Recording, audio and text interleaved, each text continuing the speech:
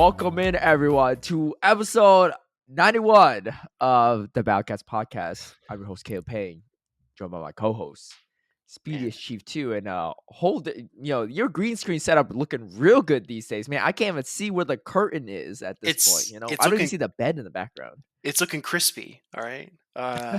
This is our Mexican special here. I'm in Mexico City with my fiance Morita Pokemon, but I just wanted to point out as well, man, 91, what a year, right?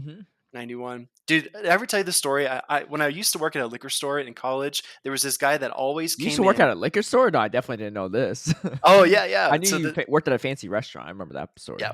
Well, before that, I worked at a liquor store, and that's part of what got me the job at the restaurant because I knew so much about wine. But long story short, are you a what is that called? Sommelier. Is that what it is? There's like different levels to it. Yeah, no, I'm not a sommelier. No. But anyways, long story short, this guy came in, and no matter what his total was, dude, no matter what it was, it could be like $18.45 or like $21.50.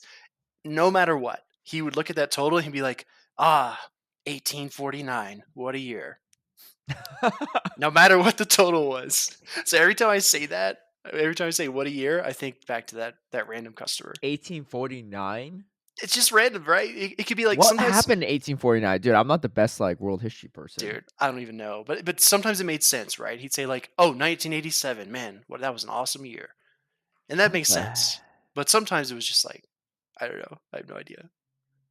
Yeah, I don't know. There was a bunch of Fort Worth, Texas was founded on June 6th. Dude, come on.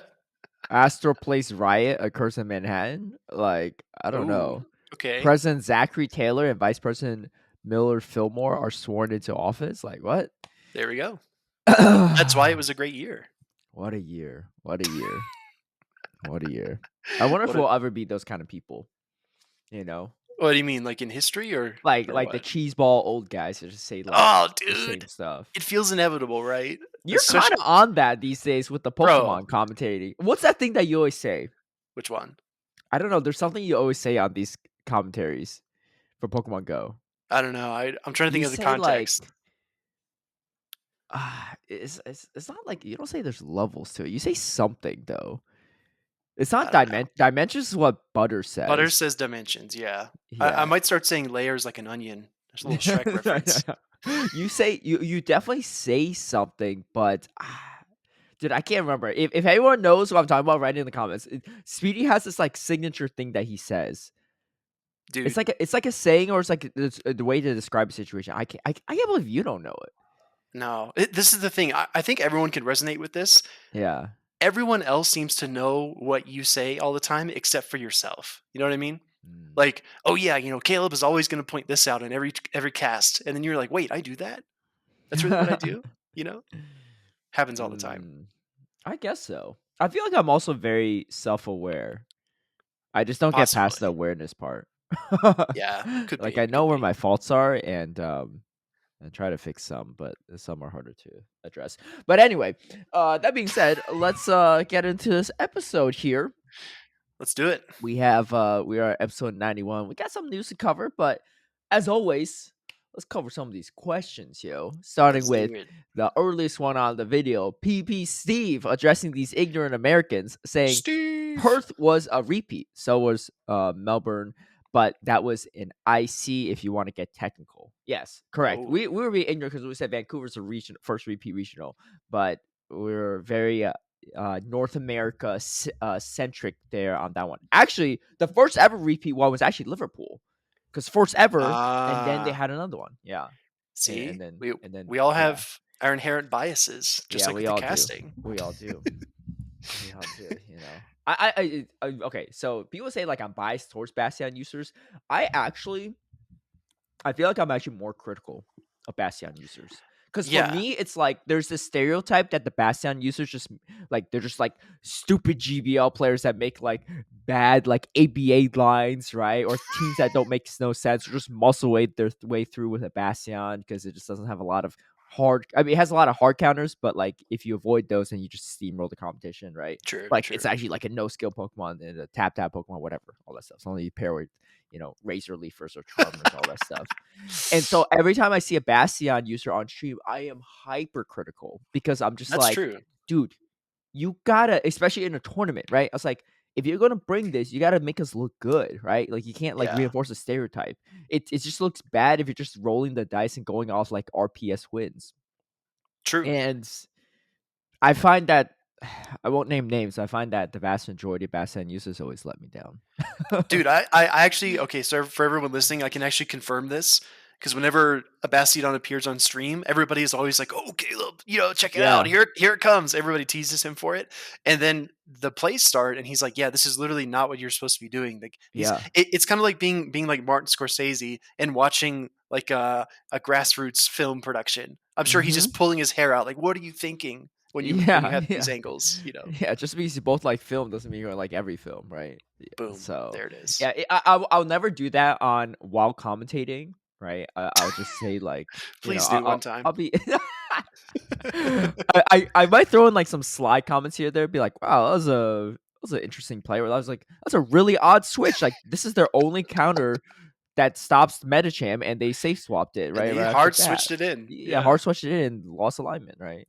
Like their only Medicham counter is their own Medicham. Like, and they have a Bastion and I don't know what else. That's It's hilarious, aggro on dude. the back, yeah. Egg- So anyway, there were a lot of people like, oh my gosh, like Caleb's in shambles, right? Blah, blah, blah, with a Bastion lose. I was like, dude, no. It was like they deserve to lose running such a bad strategy, like making us look True. bad. Come on Yeah. now.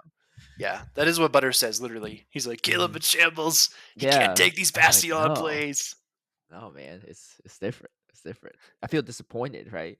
It's different for Mm, like the people that like Galarian Stumpf and stuff. Everyone uses Galarian Stumpf, so it has its time to shine. No one's gonna be true. like, everyone's gonna lose with it too because everyone's using it. But True. the Bastion users are far and few in between, and the good ones are even further and fewer in Yeah. between. But Yeah. it'd be like I don't even know how we got to that point. I don't Oh, know. bias, yeah, bias. Bastion players are kind of like Two-Face, right? Like you flip a coin and you either get like super RPS, fast move pressure games, or you get like, skill plays. Dude, it's not even 2 point. It's like a 70-sided die, and there's only one edge that's like decent. Oh, All the crap. other ones are just rolling, thinking that they're going to get a good one. But anyway, that's my soapbox for the day. Adrian of Bergforce says, "Hey guys, it's Adrian here again. I use Google Podcast app when I go to your podcast. The description says Zion and Kale Peng are teaming up to bring you the most up to date information, educational podcasts for Pokemon Go Battle League. Okay, I gotta change that then because I don't check Google Whoa. Podcasts much, but I need to check all the other ones. Good to hear it's update on your side. I guess the app I use just doesn't update. You know what? I'll fix it, Adrian. I'll fix it. And thank you again for the gym idea last week. That was good. Yeah, it's very But good. I will fix that. Mimi says, I live in Toronto, and it's true, we slow the syllables. It ends up sounding like Toronto or Toronto. Toronto. Yeah. How does that slur that much? I don't Toronto? know. It's like a whole different team missing. Yeah. It's interesting. I mean, I believe you. But Paradox 80 says, yeah, to defend Ace Trainer Paul, shout out Hammerhead's factions. The last T isn't pronounced. Oh, it's funny that this is like the follow-up comment. Isn't pronounced in Toronto. Toronto. And then Toronto. posted a video from the movie Argo explains it. Okay, I'll check it out. I'm not gonna check out the Okay. video right now, but I'll check it Yeah. out. Really? Dude, that's gonna be so weird if we ever commentate Toronto again. Be like, welcome back to the Toronto. Toronto regions. Toronto. We're in We're in Canada. Toronto, Canada. Do they say Canada or do they say Canada? Canada. Canada. Canada. Canada. I'm just. I think they do say Canada, but Yeah, of Toronto. course. Interesting. Wow. No one said anything about that when we're at the Toronto regionals.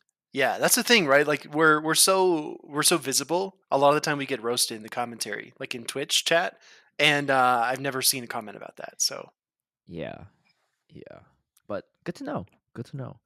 Squirrel Trapper says, imagine putting this much effort into a crap podcast no one listens to. Hey, Squirrel Trapper, I will say, I appreciate the comment though, because it helps our algorithm. And two, This is funny because I went to Scroll Trapper's page and looked at their favorites. You know what was their most recent favorited video? It's been a while though. It was Ooh. my Lugia video, not my Lugia like Oh, regionals video. It was like when I was trying to make Lugia work in GBL at Master League, which is still like 2 years ago. I think that was their last ever favorite video. So maybe used to be a fan, now a hater. Who knows? Maybe always a hater, maybe a closet fan, but just doesn't want to admit it. dude. I don't know. And then King Duck's Fool says, imagine going out of your way to comment that you don't like and move on. There's lots of people that enjoy this podcast every week. Appreciate you, King Duck's Pool, and Yeah. also Squirrel Trapper. I will say, to be fair, and let me get the deets on this, right? Okay. I thought this through because I saw this comment earlier last week and I laughed a little bit. We have Big props. 107. Yeah, yeah. Go ahead. You go ahead. No, You what go were ahead. you gonna say? I was just say, just interject. Huge props to KDP, always showing up, dropping comments and replies to comments. He's taking this Dude. to the next level. A every true week. fan. A true fan. True fan. We might not have a ton of them, but we got some real ones out there. All right, so to be fair, we have 175 subscribers on YouTube. Like I said, I know there's more than 175 y'all. So if you could drop a subscription on the YouTube channel, even if you don't watch it, I could get my 1K subscribers by episode 100, which is not gonna happen, but it's fine. I'm gonna have to go to some shady site and buy some subs. You never know. Gonna do that. And also, we only release one episode per week, so it's not gonna like flood your timeline with recommended. I think that's what everybody's worried about when they subscribe for YouTube, because then you subscribe to one video and then suddenly all their content just appears in your feed. Only one video a week, everybody. Go ahead, Caleb. I mean, if our content's flooding their feed, I wouldn't mind that myself. But True. It is what it is. So I will say, so there is that, right? And if you look at our videos, we used to be averaging like only 100 something views per video. Yeah. Roughly. And now we're averaging 200 something, which is like, Oh. I'll take it. It's a little That's something. great. It's not amazing, but it's a little something. But here's the thing, right? Because Squirrel Trapper might only be YouTube centric and they might not realize we got some real ones on the podcast, though, on all the different podcast platforms, maybe Google Podcasts, maybe, iTunes. I don't know, iTunes, Spotify, etc. And I will say, because I'll break it down for y'all, right? So that people know. Because some people might be like, dang, man, I'm only like one out of like 10 people that listen to this. Well, maybe on the YouTubes, but on the actual podcast platform across the board, we average a little over 1,000 downloads per week. And, some go up to 2K plus. So, sick.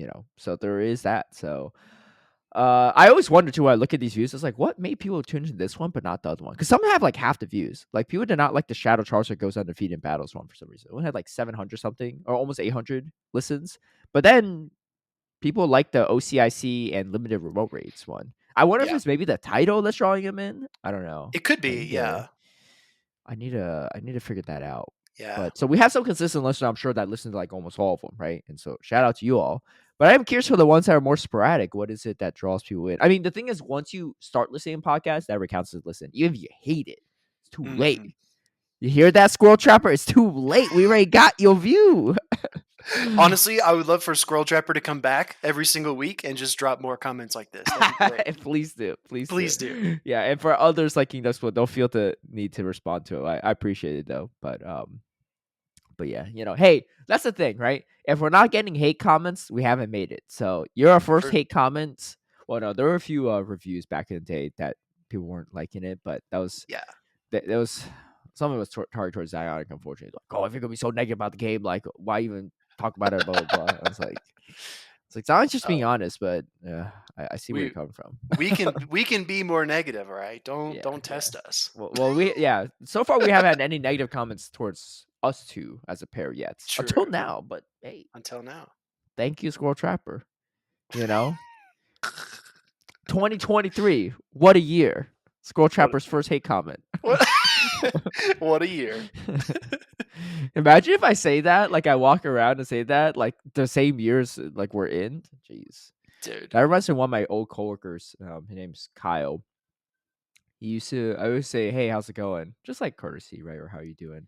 And he always responds us, living the dream. I'm living the dream. I was like, okay. I was like, I guess you're living the dream. But that's what he always said, which made me think that living the dream. I don't know, man. Not every dream's a good dream. I got one more for you. There's this guy I used to work with, and every day, right? He come into work, you ask him how he's doing, he'd say, better than I deserve. every single time. Mm, Better than I deserve. wow. Yeah, That's kind of deep. it is, right? That's kind of It's like, deep. man, what do you do on the weekends? Or do you have like a dark secret or something? I don't know. Yeah. I I don't don't know. know. Maybe he's got like a wait. So you asked him how he's doing, and he always says better than I deserve. Yep, every time, That without kind of fail. reminds me of the phrase when people say like, "Oh, my better half" and stuff, right? Yeah, true. Interesting. Mm, I don't know. That's okay. Seems yeah, like it's a I don't grateful know. individual. Uh anyway, 50 Delegray says with the recent GPS glitch drama in expo is that a word? Exposure? I think they just mean exploit. Oh, okay, exploit. I might Yeah. dude, I didn't score the best in my SAT reading skills, so I might be just reading vocab. I don't know. But anyway, recent drama and exposure. Do you think the reason why Niantic pushes in-person raids is because of all the fake data that they collect from people using a green pass on a remote raid? I think it might be. P.S. I'm very happy they fixed that since very, very few people knew about it. You know, what a great precursor and Yes. foreshadowing to our key segment. We will cover that. But thank you for It the question. it appears that that word is French, by the way. So I think Delegre might be a French speaker. Oh, It okay. it means Gotcha. exhibition, and it is the direct translation. But obviously, it could mean like exhibition, like revealing or Yeah, showcasing yeah. this thing, Mhm. like et cetera, et cetera. I see. I see. Peace says, "You looking at me killed me." Wait, what? Wait, You wait, looking at what? me? Wait. What? When that I happened? I don't I actually I remember the moment. think last episode I said something, and then I just paused and I waited for you to reply, and you were like, "You looking at me?" or something like that. I can't remember. Oh, it was when I was talking about Boo and Chip, and like I said, like which one did all the raids, right? And Oh yeah, yeah, yeah, yeah, yeah. and I just look at you. I was just yeah, maybe that's what it was. I need to I watch think that so. back. I guess. I don't know. I will say maybe this is a little narcissistic, but I listen back to every one of our podcasts after it gets published, Do you just to really? like hear how it sounds. Yeah. Well, you do a lot during the editing process. Like Squirrel Trapper said, you put in a lot of effort. Yeah. Squirrel Trapper knows, man. He Squirrel Trapper knows. knows more than he thinks he knows, and then also knows very little. But it's okay. Fair, No one's fair. perfect. Twassel says, I feel like there were one or two repeat regionals in Brazil and or Australia. Yeah, you know what? He's right. You're right. You're right. Also, don't forget though, Liverpool, Twassel, Liverpool. Hmm, hmm. Brazil probably as well too. I to be fair, I didn't look through all that yet. Yeah. All the different cities, but possibly. Uh, Peng says, regarding stop nominations, I live in Berlin, Germany, and here you would in fact wait more than 2 years until you get your review, unless you're unlocking a Wayfarer upgrade. Frustrating. Cheers, keep it up. Man, I gotta get that Wayfarer upgrade then, dude. I'm like only 50% the way there, and I've never gotten an upgrade. So it's like people have multiple upgrades. Dude, I need like Wi-Fi on a plane one of these days so I can just review like Wayfarer for the Heck entire yeah, flight. It's like dude. frustrating too because I try to make sure my Wayfarer reviews are good. Like I'm not just like doing like random stuff, right? Yeah, Um, exactly. but yeah. Whoa. I feel like what happened? Oh, nothing. I'll talk to you about it after the podcast. Oh, But there's okay. something interesting that I just noticed. Yeah. But anyway, go ahead. Okay. I was just gonna say some people that do have the really high Wayfarer status, they Mm-hmm. can get stops like pushed through and approved within like a week or two, Mm-hmm. and it's really good at populating areas quickly if there aren't Yeah. that many stops. So it's definitely worth it, I think. Yeah. Yeah. Definitely. Um. Ryan Colgrove says, I have an update on order of arrivals. Caleb last to arrive 2 tourneys in a row. So maybe the roles reverse when call times are for tourneys not commentated yet. Arsicola hosts our local self tournaments, and Mhm.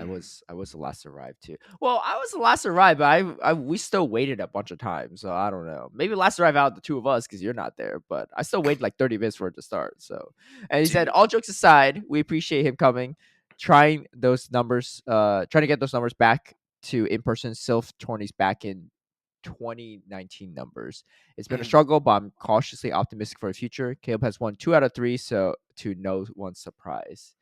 Yeah, we So have been. so a couple comments. So the first one, whenever somebody says that we arrive late, just generally grouping us together as casters, I always think back to Gandalf's quote. Says a wizard is never late. He arrives precisely when he means to. I think we can apply Mm. that to casters as well, right? We don't want to be the first one to the party. Uh, Well, I was late though. uh, second thing is that you know who else is sweeping a lot of tournaments? JJan. I'm seeing that a lot on Twitter. He's Oh yeah, sweeping his JJ's always locals. JJ goes to all the locals too. JJ Uh, does. I actually looked at Sylph's like front page earlier today, and we have like the first ever Ace trainer yeah, within Sylph. 'Cause it's like I forgot what the first one is, but it's Challenger and then Ace.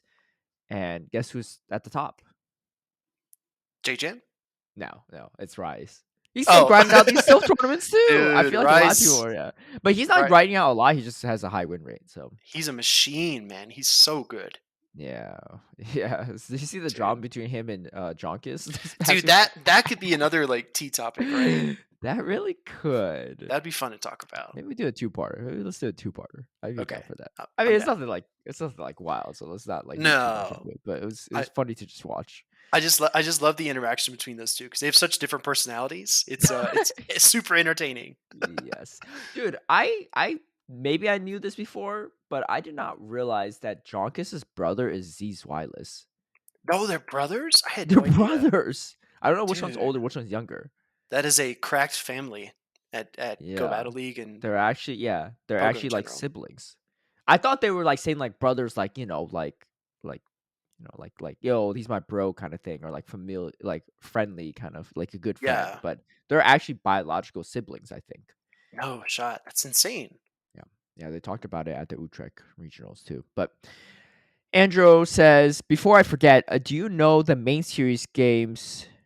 You can actually bring two primals and one mega at the same time because primals are not counted as mega Pokemon, which is limited to one per team. Wait, that's kind of wild. So when they had megas Dude. back in the day, so everyone's running Primal Groudon, Primal Kyogre, and then a mega, right? Like Mega Rayquaza or something back in the day, Mhm. or I don't know. I was thinking Mega Metagross, but that seems like kind of hard to bring with Mega Groudon, Mega Kyogre everywhere. Yeah.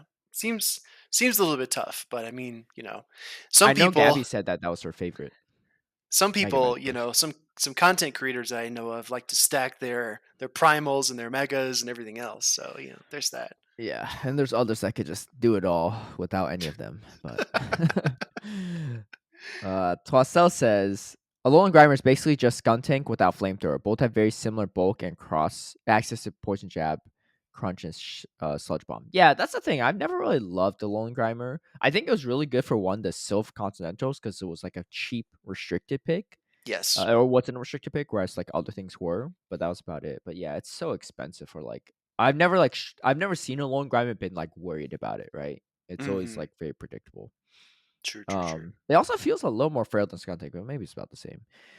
Like Dwasso said. The one interesting difference now, though, is that you could get a Great League Alolan Grimer with Return. It's kind of tricky to find a purified Skuntank that fits under 1500. Return is pretty useful for those dark poison head-to-heads. That's Hmm. actually kind of interesting, and it will make it cheaper. Alolan Grimer is also one that having it purified does help the IV spread in all likelihood because you need like a I don't know, like a 7-15-15 or 8-15, something weird like that. You need like a decent amount of attack. Yeah, your rank 1 Alolan Grimer is actually a 10, 15, 14. Oh, 10-15. Okay, so But even better for purified. you were thinking of the Kanto. The Kanto I think is the 7. Oh, maybe. Oh, yeah. Yeah, you're right. Or maybe not. Maybe they're No, both no, 10, 15, you're 14. right. Yeah, the Kanto you do need less attack. I do remember because I have a good Kanto one. I didn't make it, but I don't have a. I mean, I have a decent Alolan Grimer one, but I just haven't made that either because again, Yeah. not a huge not a huge reason to. King Duxpool says Utrecht was the first special event that Go has been a part of, and it had a large number of signups, but a bunch of no-shows. Hopefully, there's a better way Mm. to spread the potential no-shows evenly among brackets, or not have them stay in general. My question is, what benefit do these have over the normal regionals for an organizer? I can't see many North America organizers wanting to do free entry, but from a player base, there doesn't seem to be a downside. Interested to see how the rest of the season plays out and what next season brings as Pokemon continues to grow. Thanks, guys, for the hard work. Keep it up. Well, thank you, King Duxpool. Thanks, And KDP. so, yeah, a few things related to that. I agree. I think like some way to weed out the no shows is big, but sometimes you don't know the no shows are going to happen until the tournament starts, right? Because they have to set up the bracket in the morning sometime. Maybe. maybe you actually, you know what you do? For those that don't register their team, you What? filter them out. Because the teams are usually due, like, the night before, the morning of. Yeah. If they don't have their teams registered, you just take them out of the bracket. Because if you don't have a team registered, how are you gonna play, right? And I assume people that are no-shows are typically not gonna register a team. The only person I know that probably registered the team and still did not show up in time was probably Gucci Gang because he overslept in Orlando, but that's about it, right? But then that's a rare situation, I think. Okay. First of all, Gucci's the man, right? Freaking love Yeah, yeah, Gucci. yeah. No hate on Gucci too. Uh, He's always come no, from West Coast, so the Gucci, time difference is Gucci's probably a great, thing. right? Love the guy to death. It's just so funny to me that he flew all the way from LA to Ugh. Orlando and then oversleeps. My guy, come Uh, on, tough, tough. I think that's the last tough. regional he had participated in too. For now, For hopefully. now, yeah, yeah, for now. So, but anyway, Uh, no, yeah, Gucci. That was just an example, right? That was the one person that came to mind where they might have yeah. registered a team. And it just a Uh, perfect example. But that would I, be good. That great idea, King Duck Sport. And you know what? I will bring that up. I will bring that up to Daniel or yeah. someone I within was TBCI and see if we can make that happen. Caleb, just speaking of incentivizing, right? We're going to talk about this later today as well. But maybe you could incentivize people more to show up physically. Maybe at a special event like this or an IC, maybe they have to come physically to the event area in order to get like a specific code in the game, or maybe like some packs of cards or something. And that way, physically they walk in there, and otherwise they wouldn't sign up because then what are you going to do? Sign up and then miss out on something free? I don't know what's going on with Utrecht, like if they ran out of spectator tickets or stuff, but I Mhm. think for the ICs, that's what a lot of people do is they still go, but They get like like the swag bag. they get a swag bag. Like they're not interested in go, but they ran out of spectator tickets because the swag bag, like if you remember at OCIC, they had the special like Eevee hat, the play mats, Yeah. and everything like that. And you could, I mean, if you really want to, you could resell that for easily the cost of going, right? But Yes. maybe they just want a spectator ticket and whatever, and they just couldn't get one. So I think like it's tough Mhm. because people are probably still showing up. It's just that they're not actually playing in the Go tournaments because Go just doesn't sell Fair. out like VGC and TCG does from a competitor side. So they can always buy up some of these. I think Fair. stuff like UIC might be a different story because those sold out real quick. I doubt anyone that's really trying to be a spectator is going to try to buy the expensive Go ticket rather than a cheaper True. spectator ticket that hasn't been released yet. Unless the spectator ticket also got released at the same time, but I feel like it didn't. I don't know. Maybe it did. But anyway, I'd be going for the spectator ticket if I'm going to buy it like on the first wave of Go release. Agreed. So yeah, but yeah, I mean it is a bummer too because I didn't get any buys myself when I was in San Diego, but I was definitely jealous of some people that did, right? Because some people get some multiple buys, and that does potentially make the competition a little bit easier, in your path to victory easier. But that being said, yes, I do like that, and also it's just better for better content, right? To actually not have buys, just to see the bracket go through, like a traditional way.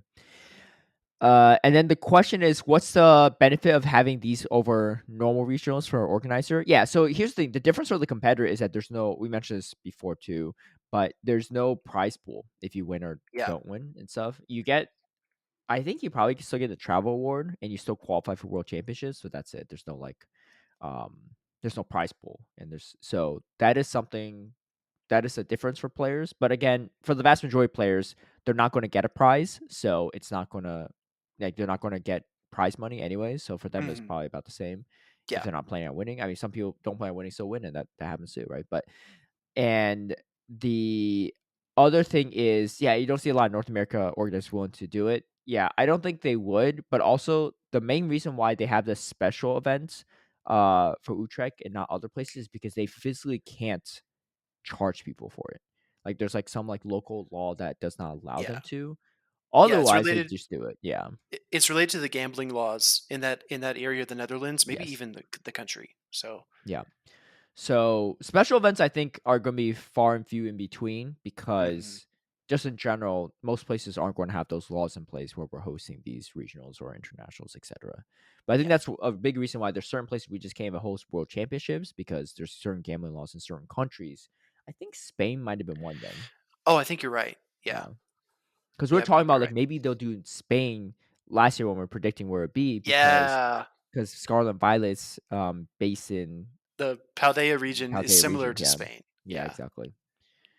But I think probably one of the issues, but also having Japan also is pretty iconic. So It's really iconic. And there's so many other Yes. like other factors that play into that too. But I'm Mhm. really happy with Yokohama. Yeah.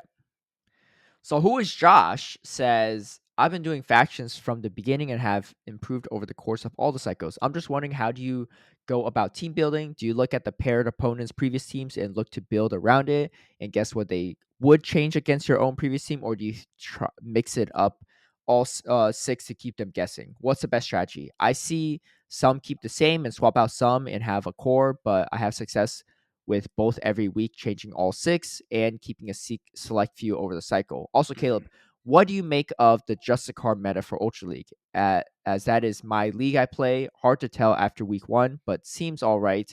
But like in any limited meta, it can become stale quickly. Cough, cough, psychic up. Also, one more thing: during factions, do you look to add a spice pick to throw an opponent off? Like I saw a Mr. Mime as a Dominus top meta with confusion was kind of impressive to see. Didn't happen to me, but was good to watch as Fairy Psychic is a decent typing. Yeah. Dude, so many questions in here. Yeah. This is So great. I'll let you know my approach to team building. I used to be like the I'm gonna scout out my opponent kind of Yeah. thing, right? And build around it. I'm like trying to counter them. And it has backfired so many times out of so many Yes. times. I'm like, this opponent in almost like a year of factions has never brought a Giratina. Yeah. Like, there's no way they're bringing Giratina. So I bring a team 6 times a week to Giratina, and they have a Giratina. Like it's just wild, right? I feel like I'm like if there's an algorithm, I feel like the algorithm's against me in factions, right? I was like, what is going on? Someone's got cameras in my place. Like I do have a Yep. cat camera, so they could be hacking that. But I was like, how is this happening, right? And so I stopped doing that. I will say sometimes I look at my opponent's team and see like stuff that they may, especially like expensive Excel investments they might have, they might bring again, or ever certain trends they might have. But for the most part, I sit there and try to build a balanced team for myself or things that have worked well, especially for limited metas like Justicar. Another example is Celestial, the other Ultra League limited meta. Like it was just like certain Pokemon that just kept week to week because they're just so good Yeah. in Yep. limited metas, and you could do that, right? Especially like Ember Cup is a good example of that one. But anyway, so I've personally just stayed away from it, and I'll typically make some switch ups. I sometimes like I'll get 3-0 and I'll just run the same team back. I'm just like, screw it. Like Yeah. I didn't get swept because of the team. I just misplayed, and I know I can make this team work, and I'll like run it back sometimes. Just do that, just to prove a point. But for the most part, I'll mix it up a little bit here or there. But it's really to make adjustments for myself and keep my Yeah. opponents guessing a little bit. Um, but yeah, did you do it any differently when you played factions? Dude, I used to be a chronic like overcorrector, right? I always tried to snipe what I thought my opponent was going to bring. Yeah. And dude, the same thing happened to me, right? I felt like I had a great plan in place. I was like, okay, he's that my opponents brought the past four weeks. They brought these key Pokemon with these rotations. I think I'm going to do this because this straddles like everything they brought, and I'll be able to beat everything. And it rarely works out that way. It's like hitting a Mhm. moving target, right? Like you can get really lucky and you can get a really solid matchup, but even then, especially when you get into the higher tiers of factions, there's such a high skill ceiling that a lot of people find ways to play out of it. If it's not move sets, then it's some kind of alignment niche or something creative that they do. I remember this is a little bit unrelated, but I remember in Go Team Up, I had a team that was so good against my opponent, and somehow they just calculated that if they two shield their Unova Stunfisk every single game, they could flip switch. And if I couldn't control switch in those matchups, I was in trouble. So I ended up like Mm. losing that series. So I feel like I feel like you need to identify what the meta is, and you can't like knock yourself off balance building an over like a snipe team, an overcorrected team. You have Mhm. to have a team that plays against everything. But then again, like you have to build in some versatility, whether it's move sets. For example, like if you've battled a Cresselia, there's no idea if it's Future Sight, Moonblast, Grass Knot, whatever. It could be Confusion, Psycho Cut. Building in core picks that have versatile move sets, I think, is probably the biggest two lessons I learned. But I also haven't played factions in quite a while, so I would definitely take Caleb's full advice on that. Would you come back to it? I don't know. the way that I approach factions, I spend a lot of time in it. Even if Mhm. I'm not team captain, I feel like I need to support all my teammates. So I'm looking at everybody's matchups and trying to Yeah, contribute, yeah, yeah. and it takes a It is time. lot of It time. is time consuming. I will say A lot that. of time. I will say I feel like there's a huge opportunity for factions and team style content, Mhm. and I feel like the community could really get behind that, but there just isn't anyone making team format content these days. It's in the works. It's in the works. Is it? In the Oh, works. I mean, okay, I've been like okay. sporadically doing the Go Team Up finals, dude. Yeah. Remember when you casted the Go Team Up finals like 2 Yep. years ago? Dude, it's I'm been a finally while. on that video. I gotta I gotta make the final. I already did the semifinals, everything. My Dude, teammates always joke. I drop like a video like every half year. I I always Because feel they like just take I've so long to edit. That's the thing. It just takes so long. I feel But like like I've this is like s back during like old weather ball status. Like that's how like long ago it was. Reggie still dude, didn't have Zap Cannon back then. Pelipper was a Reggie Steel counter. dude, I remember Jangles hitting number 1 in the world in the weather ball era, Weather um, ballers. in in Go Battle League. I was just wanna say, dude, I feel like I have so many projects, but so do you. Like, you still need to release vlogs from regionals, you know? Okay, yeah. So I actually made a decision on that. I'm gonna and you might see sometime in a future regional. I'm gonna stop making vlogs on the regionals itself because there's just so many that happen and just like and Uh, vlogs. I mean, I tell you, like team formats take a while to edit. Vlogs take a long time to edit. There's just so much random stuff I have to sort through, yeah, and vlogs can also be super boring if you don't edit it right. And I'm not saying like mine are the most entertaining, but they could be a lot worse if I didn't spend the time editing them. So like I think I have like a ton of footage from Toronto and Arlington still, and I'm just like mhm, I'm just not going to do it. It just takes too long. But I will make vlogs for the internationals, like Australia. There's some good stuff that happened there, right? And so that's going to be a good one. And then I'll still make a vlog for my San Diego one because I was there in person. You know, it's fun to like see us like predict like, oh, what do you think is going to happen yeah, tomorrow? Like, ain't gonna be me that makes the top 8, you know, whatever. And here we are. yeah, But so I think that could be interesting. But for Worlds and ICs, I'll probably cover that.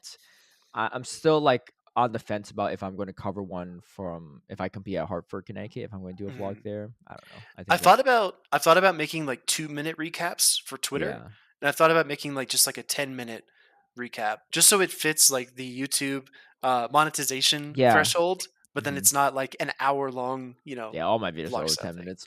Yeah, But yeah, I mean even if I try to cut it down to 10 minutes, it's so tough. Yeah. yeah, It's true, true, so true. tough. So I think that's it's also really hard for me to get clips now because the VODs are expired on Twitch and you can't clip and download stuff from YouTube.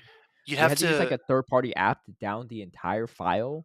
And then like when I edit like an 8-hour VOD just to get a 10-second snippet, it's just so much work. so pro tip, you might want to consider doing this if you do make the ICs and worlds vlogs. You Mhm. can use OBS and screen cap and just record on OBS the clip that you want. You just have to like fit the frame to the YouTube You're a video. genius. There you go. I need to do that. Yeah. That's so much easier. That's so much For easier for because all future the VODs are projects. saved on YouTube. Some Dang. some sometimes in GBLA competitors will upload their stuff to YouTube, or they'll Uh-huh. do it in like a format that I can't convert into my video editor, so I have to like screen cap it first. So Dude, yeah, you just saved me like years off of dude, my life down I the road. I got your back. That's also like because I was thinking about like eventually like making like caster reel and stuff. And I'm just like, Yes, dude, like I remember this hype moment I commentated, but it's all the way from like back in Milwaukee. I can't down the whole VOD. Dude, so smart. So smart. Speed is chief. He's a dude, real one. I got your back. Yeah. Um Yeah, anyway, so speaking of factions, um, yeah, so who's Josh? I think the Just Guard meta is actually pretty interesting. Mhm. I had hesitation at first because especially Toga Tomorrow was like ranked number one. I was like, I ain't making no hundo Toga Tomorrow. Like, come on now, like, dude, that thing's so useless. It's so much dust. You have the best buddy and everything, but it's actually just turned out to be a sim hero. And it's actually not as good as it is. But you know Mhm. who's the recent like big MVP of Justicar? Take Who? one guess. Who's I don't even, dude. I'm gonna be completely transparent. I don't even know the typings that are allowed. it's a psychic type. A psychic type in Recently got a Ultra. buff. Yeah. Um, Mr. Rhyme. I don't know. No, no, no. Slow Okay. King with Slow Surf. King. Dude, that thing No shot. shreds. Yeah, because it's psychic and poison, right? So that it has confusion. So it beats like Cobalion, beats Gengar, beats Tentacruel, Ooh, beats Charizard. Right now they have Surf as well. You can spam out. straight up Uh, hacks, yeah, you could beat Ampharos in the 1 and 2 shield. Ampharos with Brutal Swing is not enough, right? Even that super effective Brutal Swing. dude. Ampharos kind of trash, yo. I'd I will say say Empress. I will say I did use Ampharos in my week 1 adjusted car, and it was pretty solid because it Okay. beats Victini. My opponent, Ooh, Quasi actually built his only Victini for Ultra League. I was like, dude, is dude, this worth it? I don't know. I know Panic did as well too. dude. Mine's 1463 in Great League. I'm never gonna use it. Yeah, I guess so, but like I'm still keeping it for Great League. Like I don't think Okay. Victini's that busted, but hey, Okay. do you? And people Yeah. want to use it to use it. But yeah, Fair. I like the meta overall. I think it's pretty solid. Oh, it also beats Galarian Weezing. Like that Mhm. confusion damage is nasty, right? And you go run Hex Yeah. as well. You beat a Alolan Raichu too. Like there's win cons against Alolan Raichu, even though they're resisting confusion. Oh It's kind of wild. shoot. You had to land the Shadow Ball, but still, it's pretty solid. Yeah. Yeah. So Slowking's gonna be everywhere. There's very few things that beat it, which is kind of wild. Dude, I was playing Psychic Cup yesterday, and literally, I'm telling you, if not Yeah. one slow, there were two. It'd be slow Yeah, bro, yeah, slow yeah. I king. was wondering that. I was because one of my Yeah. friends was asking for a Psychica team. I was like, why don't you just run the Slowbro and Slowking? Like, it could be interesting. They're all running the Galarian version, right? Not the, or are they running the non-Galarian, like the Kanto version too, or the Hmm. non Galarian version? They're running the Galarian version. They're running it's Galarian slow bro, Galarian slow king Hmm. every time. Yeah, I mean, it's pretty good into it's all the Gardevoir. true. It's always slow king with Hex, Surf Shadow Ball, and Hmm. then Bro with Surf and I saw Poison Sludge Jab. Bomb, Poison Jab. Yeah, Yeah, it's really and Slowking's really good on safe swap. I was using before it yeah. had Surf as a safe Hmm. swap in Psych Up. It was a lot of fun. Dude, I don't know if we're gonna. Well, I guess we'll get back to GBL so we can finish our last question. I guess. Yeah. But anyway, so who is Josh? That's my thing. I think yeah, I personally don't. I sometimes throw in a spice pick. I threw in a seeking last cycle in Open Ultra League. Yeah. I didn't end up using it, but I did 3 on my opponent. So, but I just wanted to Nice, mess people up. So they'd be like, "What the heck, a seeking?" Yeah, I dude. didn't even I, make it because it's so expensive. I want the Hundo Seeking. That's one of the cool things I want to make. Yeah, yeah. It's save it as a passion project. I don't know if I'd Yeah. vouch for 100%. Manning says, the more I hear you suggesting to steal your ideas, the more I'm inclined to reconsider applying at Niantic. Do it. Do it. I'll mention you in my Employee of the Year speech then after implementing all your ideas, though. Yo, I mean, Take it. dude, Take it. no need for that, right? You make like a Bastion outfit, right, as a costume, and I'll be happy with that. You push that, and it's good. I don't want you to get in trouble for admitting that you stole some ideas. Yeah. No, honestly, man, if you if you got into Niantic and you use all the ideas we talked about, we'd be so happy we wouldn't even care. We Dude, would we'd speaking actually about want you to Niantic. get a raise. Yeah, yeah. Speaking about Niantic too, Michael kind of broke some silence there. Did you see that? That could be a tea topic on its own Dude, we too, have so man. much stuff. You want to just talk about that real quick while we're at it? Yeah, let me pull up the tweets just so I'm accurate Yeah, here. I'm honestly just like there's not like a specific tweet from Michael. I'm just gonna look at his Yeah. tweet replies, I guess, because I think first of all though, congratulations are in order to Michael. In yes. all seriousness. Mhm. Oh yeah, dude. Man works hard, but also he recently is now a father with his Yes. wife Rachel, and they named their baby Miles. Which I was like, dude, I know Rachel's handle in Pokemon Go is just Rachel. Michael's handle in Yeah. Pokemon Go is just Michael. I was like, you gotta lock down Miles somehow. Like whoever's got Miles, like you gotta give it up, man. Like you gotta keep the family tradition going. Yeah, of course, of course. No, but huge I congratulations to Michael. First time yes. becoming a father. I mean, that's a huge, huge deal, and he should be super proud, man. Because this baby looks beautiful. I mean, the family looks wonderful. That's amazing. It's Mhm. absolutely amazing. Yeah. And if you haven't met Michael in person, like he's a great guy in He's person so too. cool, He's man. so He nice, really yeah. is cool. He really is nice. But yeah. So Michael, he actually responded to Lauren's Lauren Lawley's tweet about so what exactly does a community manager do, right? And a bunch of Yeah, people were like talking stuff and whatever, and mostly hating on community managers and stuff. Not all of them, lots but of a lot of shade. them, right? And then Lots so of shade. Michael responds. I'll just read the A part tweet. Okay. because I'm not even going to paste it on the screen for YouTube audience because it's so long. But I'll just read his real quick. But Michael says, "Whoa, I've been locked out Twitter for 24 hours. Thanks, Elon, and I missed a big one. For what it's worth, I think our current lead manager is actually incredible. They do a phenomenal job bringing real feedback to the team and advocating for what I see everybody wanting. I have mad respect for all community managers. They need to be on the front lines and take heat from players like this while still fighting for those same players on a daily basis. It's a thankless job and one I don't envy at all. It's easy to assume community managers also aren't talking to players when they can't publicly do so, but I hope you all can trust me when I say that they really do actively talk with community leaders from all across the world and are always looking to expand that program.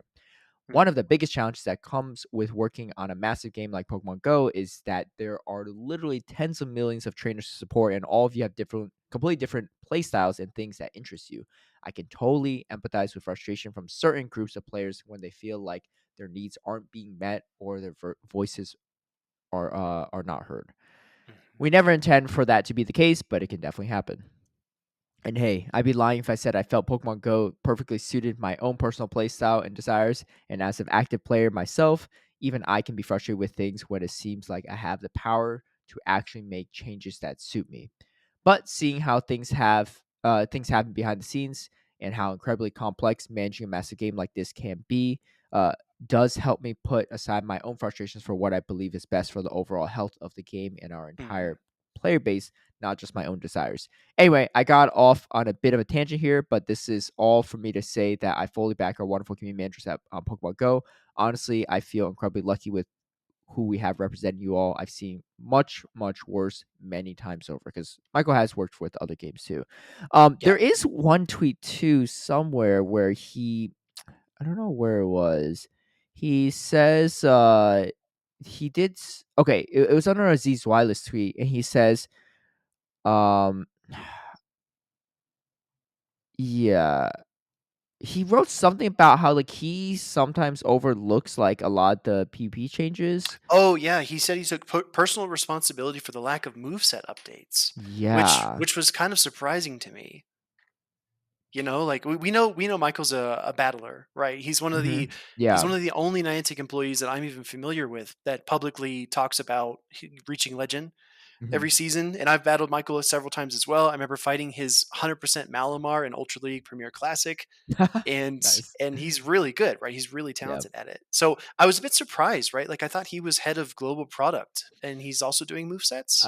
He has his hands in lots of pots too, trying to help out where he can. Yeah, it was under I Z's think Wise tweet. so. So I see it now. It says, uh, dang, dude, what is up with my mouse these days? All right. Dude, your mouse is possessed. Dude, my mouse is yeah, okay, so it was these guys gave some feedback from Michael after thanking Michael for responding, and he said so this is after his 8-part tweet. He says, "I will personally take accountability for the lack of major balance changes in PvP this season. It's something I usually keep my eye on, so that's on me. However, I do hope battlers can take the long view on this and trust that we'll continue to improve and tweak over time. And try not to forget, it was literally just last season when we made some major balance changes in PvP. We want to continue shaking things up every season, and I think we've been good about that for most seasons to date.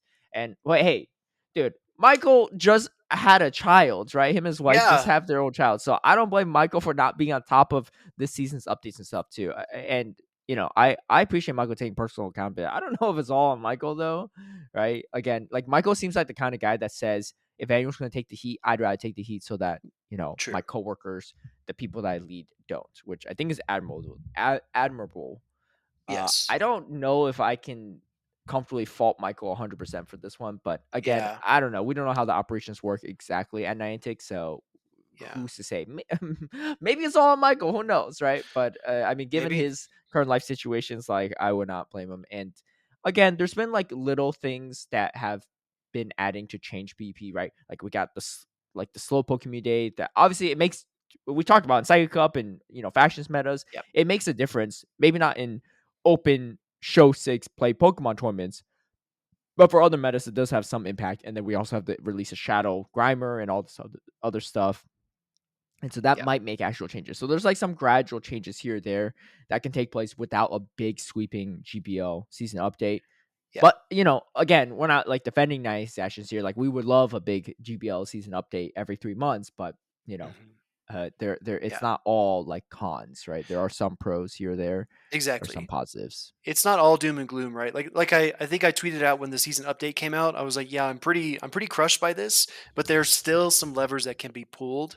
And I think adding new shadows, introducing new moves, having the community days, special legacy moves during Go Battle days, that kind of stuff. I think those are all levers that can be pulled. It's just we would like to see an immediate impact, but sometimes it's Mhm. just like we have to wait for it, and it's slow and it unfolds over time. Yeah, as they say, patience is a virtue, but in the It's day of tough. 2023, man, there's a lot of things pulling your attention, and if 2023, what a year. yeah, if you're not keeping up, something else might pull people's attention. So Yeah, there's that. But anyway, so I thought that was interesting. I don't know if that's worthy enough for tea, but there was a lot of yeah. stuff that went on.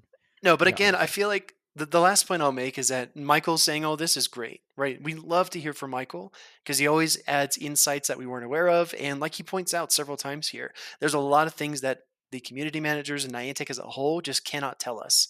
They've mhm, got so much paper or not paperwork, sorry, but so much red tape to cut through, so many NDAs, so many different IPs they have to protect. I get all that, and maybe that's part of the fault, right? Maybe it's part of the problem that our community manager can't communicate with us publicly.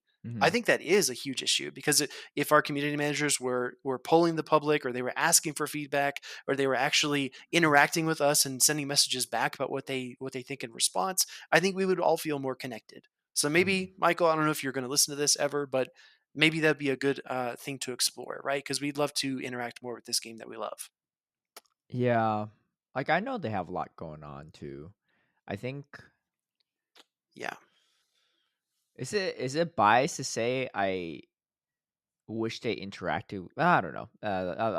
I'll leave that for. I'll save that for a different ooh, time. I'll oh, save it for a okay. different Tune in, time. tune into episode Yeah, 92. I don't know. Maybe not I too. I have like thoughts, but I don't want to say the wrong thing because they're not like they're not as well thought out. Yeah. I'm not like trying to like be like PC or anything. I don't know if my thoughts are fully thought out well. Half-baked ideas.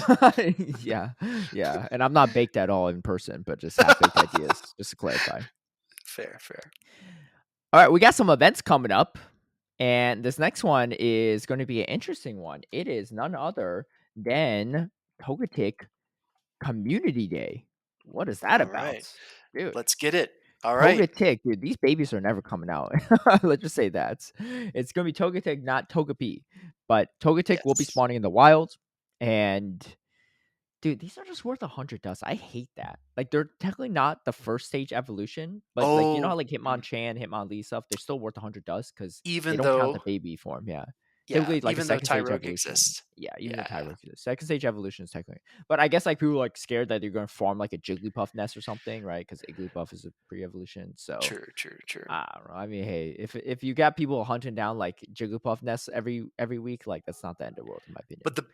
the bonus though is that we do get a guaranteed XL from every catch Yes, yeah. from Togetic. We'll have plenty of XLs after this one. I will Dude, say. I wanted to ask before we jump all the way into this, have you ever done XL trades for Togepi? I have, yeah. I have a max Me out too. Togekiss. Me Yeah, too.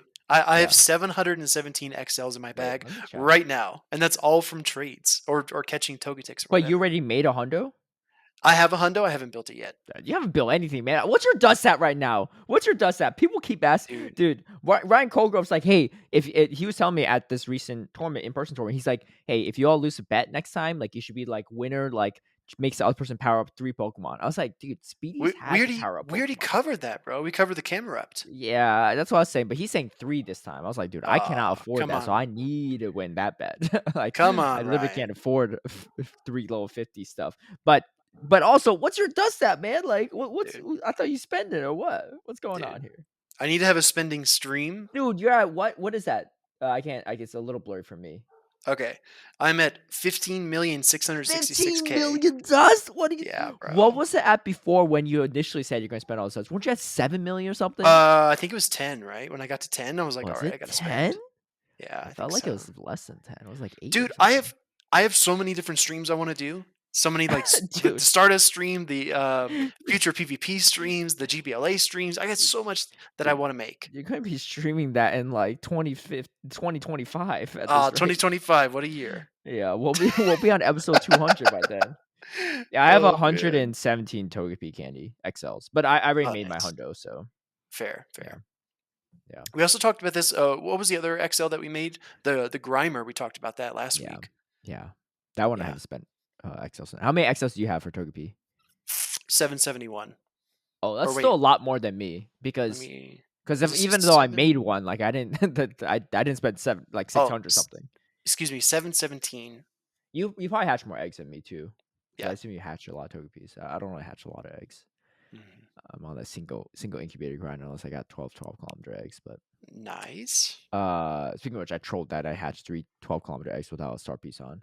Luckily, I timed like my egg time, like my egg mileage wasn't correct Uh, because I was doing community day with a friend, and I was like, dude, try to remind me in like a few minutes to throw on a star piece because I'm not sure when they're gonna hatch. They're like about 1.8 kilometers away, and yeah. then the first three hatch, I'm like, oh shit, man, that No, just dude, sucks. the But the GPS other like catches six, up.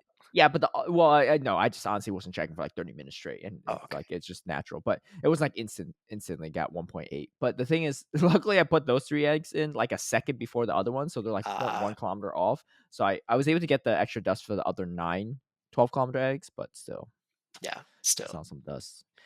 Anyway, Togetic Community Day. We got Togetic spawning. If you're lucky, you can get shiny. I mean, it's already been shiny, but there's that. And then if you evolve into Togekiss, it can learn Aura Sphere. 100 Okay. power, whatever. I'm not going to say the stats. Yeah. It's a little better than Flamethrower. Let's just put it that way for Yeah. PP. For against steals, but if you get some Metagross, the Flamethrower is much better because super effective, whereas Metagross resists or it takes neutral from Aura Sphere from the fighting move. Mhm. Yeah, I mean, it's like a slight upgrade for the most part against most steel types, but I mean, it's going to be a big upgrade against stuff like Bastion. But dude, Yeah. Charm takes a while to get to. Like, you shield one Overseer, you can still farm it all the way down. Like, you still not beating no Bastion, right? Exactly. So it's an interesting coverage move, but I don't know. Maybe if they give it Fairy Wind one day, it could be useful. But right Mhm. now we don't have that. Event bonuses, nothing in particular. The biggest one is 1/4 hatch distance when eggs are placed in incubators, and it is happening on Saturday, April 15th, 5 p.m. Oh no, sorry, 2 p.m. to 5 p.m. and then a bonus like raid battles from 5 p.m. to 10 p.m., which also happens to be during EUIC Europe International Championships. Yep.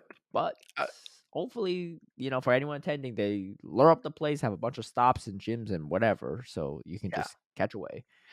Yeah. Again, I do want to point out, like I saw screenshots. I think I mentioned this last week. I saw screenshots from Natal and from the previous regional, and there were so many stops at both of these events. That's Hmm. again, there are pros and cons, right? Vancouver, And yeah. Niantic is Vancouver. Niantic is crushing it with those stops. Yeah, they've been doing good. So like I've been like less and less worried about these community days without stuff. Yeah. I mean, it would suck if it's like a triple dust community day, Mm, but I mean, even then, there's so many spawns. Like even that, you could probably rack up quite a bit. It's more so that if you're playing or stuff, or staffing it or commentating it, you just can't be catching all the time. yeah. So, Agreed. but when that Gold Plus Plus comes out, I'll be Dude, hitting that button for those great balls and ultra balls, man. They're catching everything. gonna be Yeah, going off. it's gonna be off. Yeah, it's gonna be going off for sure. Can't wait. I'll be have that in my pocket, just clicking on it while commentating. That might be too much. I might just use the regular balls for that. But um that's about it. So we'll see how it goes. It's nothing like super wild, but it could be interesting if it ever gets Fairy Wind one day. Yeah, I don't know. How do you feel about it? I mean, you have plenty of So XLs, right? I was looking at the simulations here for Master League, and Fairy Wind Togekiss in Master League is actually worse. It doesn't win as many like hard matchups. I think that's what you get in these sims a lot. It's one shield each, Mm-hmm. full HP. It's not very dynamic, right? There's not a whole lot of baits going on here, anything like that. Are you But I running will Dazzling say, Gleam or no? so I've on this one I have Ancient Power Flamethrower with the Charm variant, and then Mm, I have Fairy Wind with Ancient Power and Flamethrower, and then I added yeah. in beneath those each of them I have Ancient Power with Aura Sphere, and apparently Fairy Wind, Aura Sphere, Ancient Power Togekiss can beat Excadrill if you bait with the Ancient Power. Yeah, dude, you're more of a steel kind at that point. Yeah. Yeah, exactly, exactly. Yeah. Also beating Groudon as well, but generally it doesn't look that impressive. This isn't a huge change up for these Pokemon, but I don't know. I mean, it'd be cool. I think Dazzling Gleam needs to be a little bit cheaper for it to be relevant with Fairy Wind. I think Yeah. that'd be because even if you get Fairy Wind, if you're running Dazzling Gleam, like, yeah, you shield the Dazzling Gleam if you're I don't know, like a Zekrom, you're fine, right? You just hit it with Yeah, dog charges, right? So I think it's a little tricky. I don't know. Togekiss is always interesting because it's like it's got incredible typing, fairy and flying. You double resist those fighting moves and stuff, and like it's really great. But then you're also super weak to all the rocks and ice and everything too. So exactly. it's Yeah. double edged sword. I mean, I think it's great for Master League accessibility because since Premier or since Classic is now gone, this is a Hmm. great chance for everybody to get their level 50 Togekiss. And I mean, it's powerful, right? Even if you do Still get strong, yeah. hardwalled Hmm. by Metagross, you can beat all the Garchomps, all the Dragonites. Yeah, it's still the It's best. I think it's still one of the best, if not the best charmer in Master League. Oh, definitely better than Yeah. Sylveon for sure. Even though Sylveon's faster. Yeah, yeah. Sylvan, if you're running Yeah, quick attack, that's a different story, but that's like true. this it doesn't make it a charmer anymore. So Exactly. there's that. Um but yeah, that's about it for that event. GBL, how's that going for you? Dude, I got my season starting ELO yesterday. Oh, okay, Yeah. okay. So I'm at 2300 right now. So Yeah. progress. Okay. All right. I haven't made any progress since we last talked because I just haven't been playing GBL Yeah, as much. that's But I have okay. been playing some Ultra League and it's been good. You've been doing side cup. I kind of wish I'm just like too lazy to make a side cup team at this point because like it's almost over. By the time you Dude, all hear this, it's over. It's dude. about basically like an hour until it's over. But All right. So obviously, right, getting my starting ELO and being at Mhm. 2300, these battles are not top tier, right? They're not like Juanillo who's in the 28s, right? Dude, that But guy's always grinding. dude, he is insane. There's something with his brain, man. He's a genius. But I just wanted to say I did get 2 4 1s with Shadow Girafarig in Psychic Cup. So how about that? Okay, okay. I will give it to you. In Psychic Cup, I still don't see how that's good. What faction are Dude. you running? I'm Confusion? running double kick. But that's like also resisted by every psychic type. What's the charge moves on it? Dude, it's very hard to double kick down a Galarian Slowbro. Dude, it's hard to kick down. Yeah, it's true. Yeah, the double, dude. Everything resists the double kick, and then most things double resist it. You got like Malmar that takes neutral, but it's non-stab double kick. Like, It just means you can get fat farm, man. Come on. But dude, I no, don't know if no. you can survive long enough for Fat Two, Farm, but two of the targets are Malamar and Bronzong. If I get those like low after a foul play, then I can come in double kick shield once, and then I can just like double Thunderbolt, and I always get the shield back, right? so what is it running? It's running Thunderbolt, and what's the second move? And Psychic Fangs. Oh, okay, Yeah. a little So bait it's dependent. not.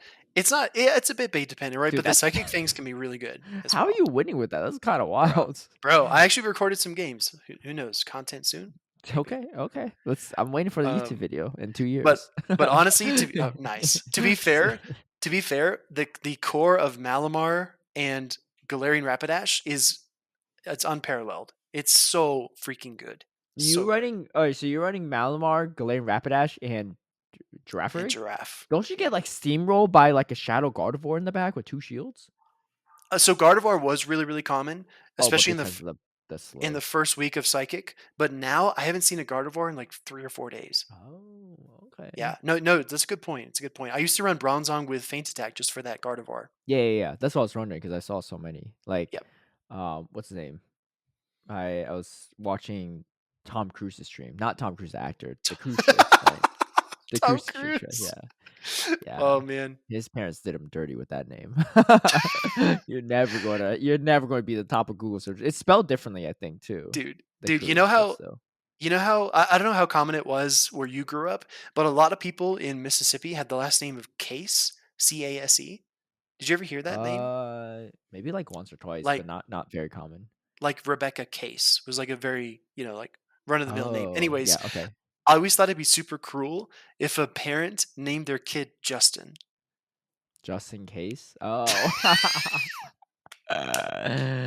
Easy claps. Yeah. I know someone in my school, their last name was Lucy. It was like Ryan Lucy. And our teachers Uh always joke with him, be like, "Hey, if you have a daughter, you gonna name her Lucy Lucy?" oh, okay, okay, It's like a okay. little dad joke humor from our Spanish teacher. But there was Yeah. one kid in my school. His name was Scott Summers. And if you know anything Oh, about dude, X Men, that's actually lit. Cyclops named Scott Summers, right? Spelled exactly the same way. And I asked him, I was like, "Are your parents like fans of X Men?" He's like, "Yeah, they kind of are." so it was kind of well timed, but Yeah, Oh my Tom god. Cruise. Anyway, not to be confused with the actor, the cruise ship. I was checking out his stream, and he's trying to hit legend running a Lunatone. Oh, really? And Psychic Cup, at least, like it's like kind of okay, but like he's trying to run it in Master League and like Ultra League, everything, because it's his favorite Pokemon. I was like, Dude. dude, I'm not gonna lie, hitting Legend in general is Who hard. Hitting Legend with a Lunatone ain't easy. I'm just saying. He's dude, not like a big PP guy, but he's been grinding, right?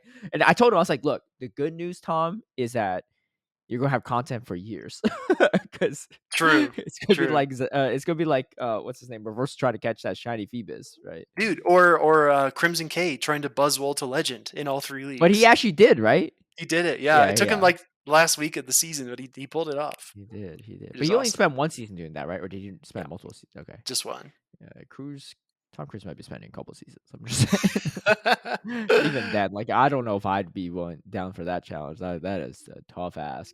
But he'd be like, Right? "Yeah, dude." Like Caleb, like I was in his chat. He's like, he was showing me some of his VODs. He's like, dude, I was up. I was playing so well. I was doing so good, and then this dang Shadow Gardevoir in the back was just charming me to death, right?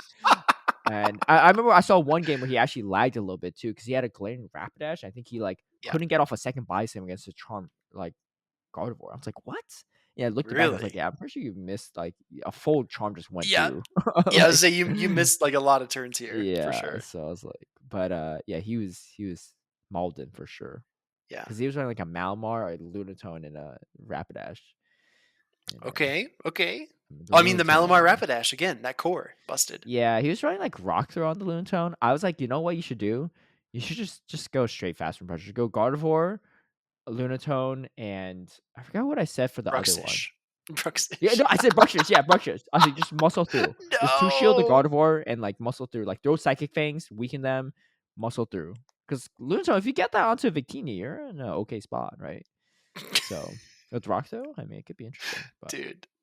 yeah, It's tough. I or I will Claydol. say I will say the Psychic Cup is not as bad as I thought it would be this season. Yeah, I didn't even try it because I thought it was gonna be pretty bad. But apparently, Yeah. Bruxish is not as bad as I thought it was gonna be. I was like, you have super effective bite in a Psychic Cup. How do you not destroy everything? But apparently, it's just super frail and stuff. Dude, Shadow Draft Rick Thunderbolt one shots easily from full Oh, health. I bet. Yeah. Oh A yeah. blast burn one shots too, and it resists fire. Like it's so frail. Wait, what are you blast burning on in Psychic Cup? No, I was it was when during Color Cup. There's brushes too. Yeah, Oh, I okay, blast okay, burned okay, it, yeah. okay. I was I like, can't wait, remember there's if it's a blast shadow burn? Charizard or a non shadow, but either way. It was, Either one, either one. yeah. But okay. Well we'll see. We're still grinding through. Speaking of blast burn though, Yeah. I mean, I don't know if you saw in the Utrecht regional. I was keeping up with a lot of it. It was huge though. It took a while. So like I was like up late watching some of the Utrecht regionals Yeah. this past weekend. And John just made it pretty far with the Shadow Charizard, not gonna lie. You Dude, know? absolutely. It was pretty wild. He did pretty well. But the guy that won it all, uh John John Yoa, Yoa. John John Yoa. Yoa, dude, guy was cracked, man. He was Dude, playing so well. So he gets knocked down to a loose bracket by Sazan in the winners finals. 3-0. Beats Jonkis in 5 games. It was super close games for sure. And then goes against Sazan again, gets a rematch. 3-0s in the first set and 3-1s in the second set. Dude, this guy was catching everything. It was wild. His Dude. gameplay was like crisp. I was like, what is going on? I wanna watch that back today. I didn't get a chance Yeah, to watch it when it was live, so I wanna incredible. watch it back. But dude, just watching how Statistan plays and how confident he is, Hmm. if you 3-0 Statistan, you are on 1 already. For him to Yeah, and then 3-0, then 3-1. 3-1? Yeah, Dude, dude, after losing, steamrolling. after getting swept, comes back. Yeah, that guy was dude. It's like Reggie Central too in Europe. I don't know what's going on. They Yeah. love the Reggie Seal over Galarian Sunfish, but it makes them all way weaker to Shadow Charizard and Charizard in general. Which is why I think Charizard has so much success in Europe and not as much success in North America because there's not as many Reggie Ooh, Seal. But interesting. yeah, but Okay. tons of water gun, dude. This is the most disheartening thing. No hate on like people that use water gun Lantern, like Dialab Churn inspired a lot of people. Dialab and Zardy, right? Zardy also Yep. won a regional with water gun Lantern. Same weekend. Same weekend. It breaks a Swampert alone Ninetales core, and it's really good against Galarian Stunfisk, right? Which is why maybe a lot of people are running Registeel to avoid that matchup, but it Mhm. still beats Registeel like the ones and twos, I think. Like it's still pretty good against Registeel. It's just busted. Yeah. But here's the thing. So you just mostly just lose a mirror matchup and maybe don't win the knockdown matchup as hard, but like you're Yep. not really beating that Lantern in most situations with knockdown. Yeah. But this is the most disheartening thing. We're talking about like how do we change this meta stuff? Like maybe we got Yeah. force Lantern to run water gun instead of spark. Dude, water gun Lantern's still busted too. It's honestly better in some situations. Like like and then I'm like, okay, what you nerf Thunderbolt? And I look at the stats. Thunderbolt and Thunder are pretty much the same thing. Thunder's a little bit more expensive in energy, but it's more energy efficient. It's 5 more energy for more damage. And you Yep. get more energy efficiency. I was like, you got nerf Thunder and Thunderbolt. Like, dude, we opened Pandora's box and we can't close it. Like, I don't know how to close this thing, right? I already threw a bunch of furniture in front of the door and tried to deadbolt it. It's just like it's just still coming through. Like this is crazy. What do we do? Dude, it reminds me of the movie Evil Dead when they open the Necronomicon and that thing is just like panning through the woods towards them and they shut the door and it still comes through. It's like Lantern, man. You can't put it Uh, away. I feel like we're in a scary movie. Like we're like Jason or like Yeah. Freddy Krueger's coming after us, and we can't do anything to stop this thing, right? Dude, imagine, right? You go diving and you get deep into the water and it's super dark and then this yellow light comes on and it's a lantern. Dude, I'd be so scared. Yeah, dude. This thing is just like I don't know. Like, what do you do? And again, people are like, maybe just more people should use Altaria. But the problem with Altaria is, dude, that Trevenant matchup's not fun for Altaria. Like, No, yeah, you win it, but like, it's not that close. And also, like, not even Trevenant matchup. The matchup with Medicham's not fun too. Those Ice Punches chunk, man. Like, what the heck? dude. It's just so crazy because you're right. That's been Ugh. our thinking for the past few months. Like we Yeah. have to do something to limit Lantern some way, right? Like maybe suggest a nerf to Spark or Thunderbolt or whatever. But now the meta's even going that direction, and Nope. it's still strong, It's still so strong. dude. I Oh, don't it's get it. so dumb. But, I mean, I get it. Like, most people didn't see the surf thing coming like this, but this is Dude, where, you know, one thing we can agree on. mhm, You ready? yeah. Unanimous agreement. Thanks for Surf Lantern, Arrow. Thanks, man. This man wanted Volt Switch on it too. Talk I about haven't even bad looked at The takes. Sims, dude. I'm scared of Volt Switch. It's probably even worse. That's okay. Well, we should always reconsider when we're thinking about taking advice from a guy that loses a spin, though, right? I'm just Dude. Caleb saying. chose violence. Also, the spin did it too. That's true. They didn't even need that much violence to be Arrow, but here we are. Dude, Anyway, so I'm John so weak. Yoa though played amazing too. Sadistan as well, and Jonkus too. Jonkus played really. I mean, there's some really cool. There's a lot of top tier trainers that I saw there. Yeah. I think there's a guy named Lorenzo. That dude played really well. Yes.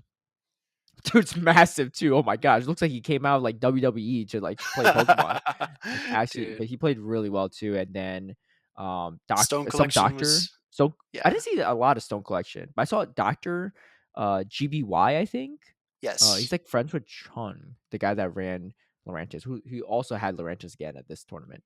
But but yeah, Yeah. that guy played really well too. And he only lost to Jonkus in like a game 3, like decisive game 3, because he tried to call like a Dragon Tail bait against his little Ninetales, 2 Oh, shields up.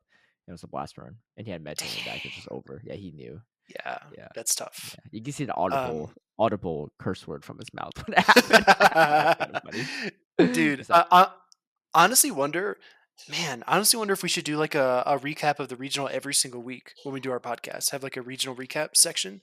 yeah. Um, I I just will didn't watch say like all of it. I watched a good same. chunk of it, which is why like I don't feel like the expert, but I think it's worth mentioning because there's some really good plays, right? And we might not Yeah. catch all of them too. So I will say the top three finishers, there were two Mews, Statistan and yeah. Junkus, I'm which is so cool. curious about that because I feel I like don't get EU it. tournaments like have way more spice and like they Yeah. they feel like subpar compared to the meta, right? Like it just doesn't feel as strong. Like the Mew doesn't feel as strong in the meta as something like maybe a Sableye. And here's the thing, right? Especially because there's less Glare and Stumpfist, the Mew is not nearly as strong, right? And you have to wild Yes. charge these Lantern, but people are doing well with it. People are doing well with Charizard. People are doing well with Registeel over Glare and Stumpfist, right? EJB had a Registeel too, and all this stuff. And I Yeah. mean, it's not to say Registeel's like that much worse than Glare and Stumpfist, but just way less of them. And I always wonder, what does it look like if an EU player brings their standard or like standard? I mean, their teams are always like a little spicier. Yeah. Their spicier teams into a North America regional. Because I Dude. feel like we see people in North America maybe just don't know how to run these things. We seen Arrow try to bring Dunsparce, right? We've seen people try to bring Shadow Charizard, but it doesn't have the same success as it does in North America than it does in other regions. I wonder what the reasoning is. Is it because North Yeah, American players are just so meta-centric that they do not allow for any room for spice to thrive? Or is that EU players are just better at playing spice, or like in other regions are better at playing spice that they could work around the meta? I don't know. It's like it's like a because dude. I think like their teams work, but they're also going against other EU spice teams, so that it's like hard to actually make that comparison. Dude, I think before we go any further, I think you need to clip that question and put it on Twitter and start like a debate because I'm really Ooh. curious. I'm really curious to hear. I will say that the North American meta is so dominated by Umbreon, Sableye, Trevenant, and Noctowl. It feels like there's no room for Mew, right? Like you ran double Ghost in San Diego, and the Noctowl. So if Yeah. you have something that double resists Shadow Claws in the form of Noctowl, Mhm. right, needs two wild charges to KO, and then you Mhm. have two ghost types, the Sableye, which dominates the Yeah. Mew. Like how is there any room at all for a pure psychic like that? My It Registeel just wasn't too bad too. Like you got through like true, wild charges, and true. dude, Bastion's not terrible into Mew either. Yeah. I I don't know how get to it. I use mean, that. to be fair, Bo Sox But my did team's a little place weirder, but yeah. well, Bo Sox placed second in Orlando with Dunsparce, right? But that was like as far as I understand it, that might have been peak Dunsparce for NA, Yeah, that might have been. I don't think I there was. think. Smurfy ran top 8 in with Dunsparce in Vancouver. Made it to 4th place with Dunsparce, but True. that's probably that's probably honestly the most well, and the Arrow went 4th place as well with Dunsparce. So Yeah. so those are probably the two other notable performances with Dunsparce. Like it's not bad. It's just like it doesn't have the same like same level of high performance or like results as EU does. So I'm actually very Yeah. curious about.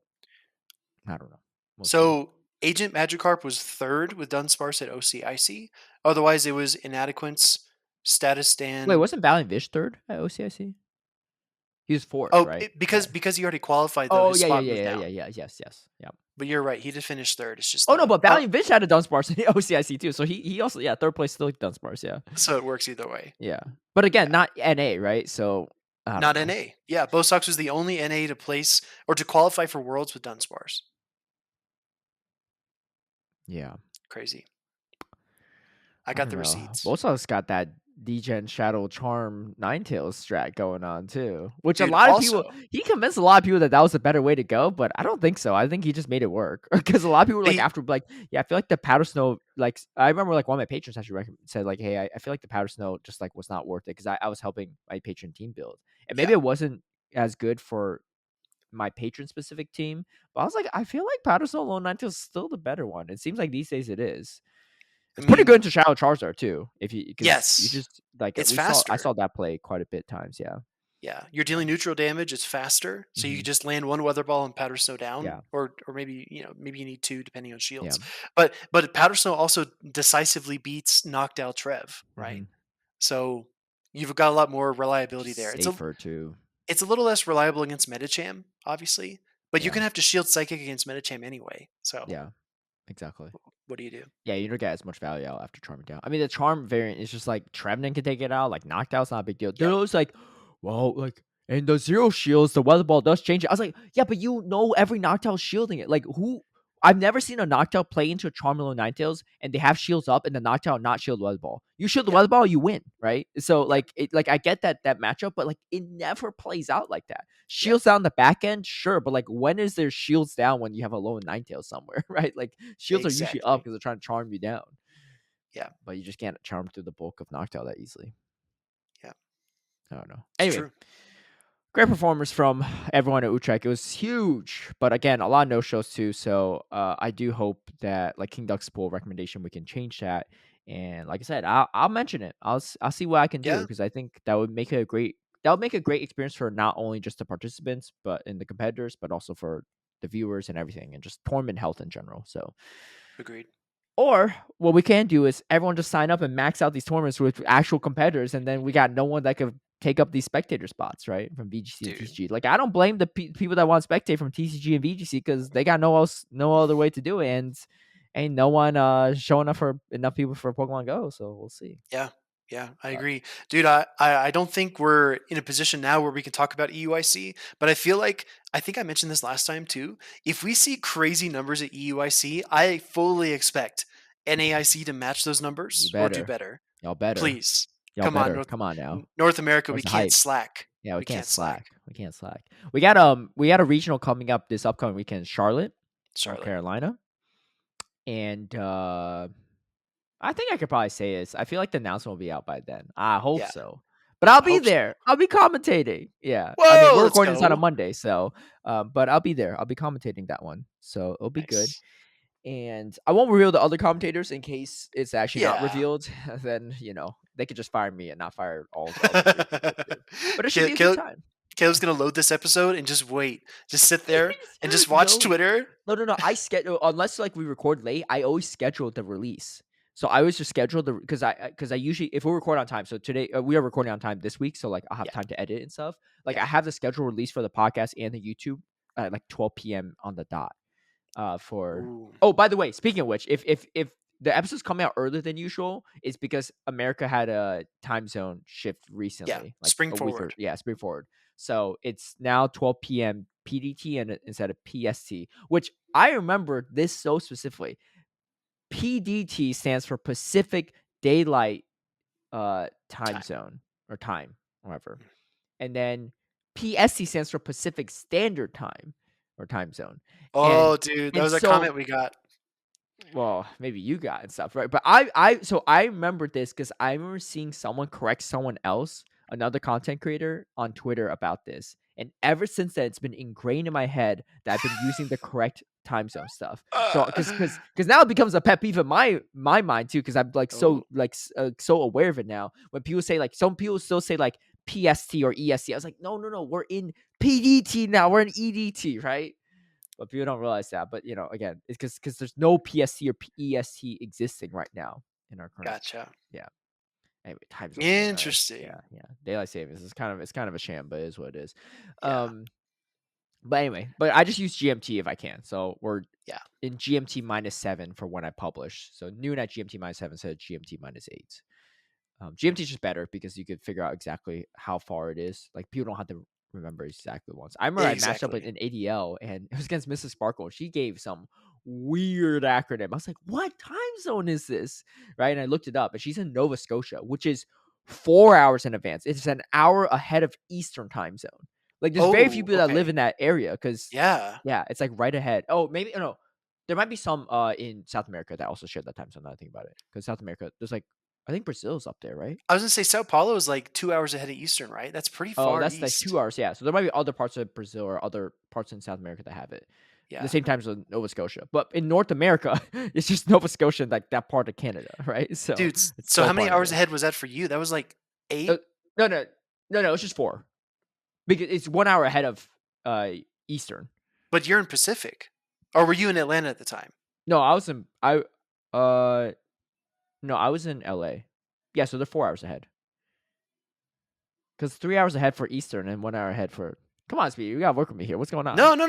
If they're 4 hours ahead of Eastern and No, Eastern sorry, is no. The 3 hours 4 hours, ahead of you. no. Sorry. They're 4 hours ahead of me. They're 1 hour ahead of Eastern. Sorry, I might have miswrote that. Yeah, Oh, yeah. okay. That makes Otherwise, sense. Nova Scotia would be touching London at that point. Yeah. That's why I was confused. No, Oh, my bad. I no. was like, Sorry, wait, no. what do you mean? Yeah. Okay. No.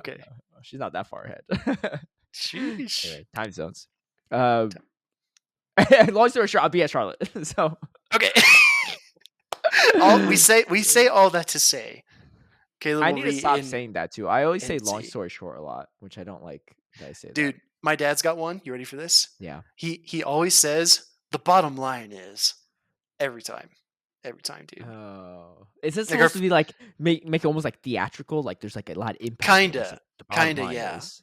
Yeah, like even our family friends will make fun of him, right? Because he'll get on this tangent, tell a story, and then the story will go on for like 3 or 4 minutes, and then he's essentially just like we just did. He's like, anyway, but instead of saying that, he's like, the bottom line is. Dude, I'm still Like, trying to think of okay, that phrase you keep saying. I'm just like, it's just killing me. It's I don't something know. along the lines of like you gotta be ahead of like you gotta be Oh, what's in front of you, but also what's ahead of you.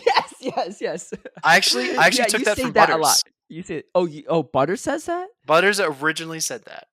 Well, you made it your thing at this point. Wait, so All give right, me the cool. context here. You say What's you got a what? Wait, So okay. So in a matchup, right? uh-huh. Let's say you're doing your battle. You Yeah. lead your Trevenant and you lead it into Galarian Stunfisk. Yeah. So what's in front of you right now is Mhm. Trevenant versus Galarian Stunfisk. But what's ahead of you is the other two Pokemon on your opponent's team, the other two on your team, Uh-huh. your win conditions, your energy, your shields, how you're Yeah. going to win the game, Right. right? So I always say you have to focus on what's in front of you, right? And decide if you want to win that matchup, hard win, soft lose, whatever. And then think about what's ahead of you as to how you're going to win the game after that.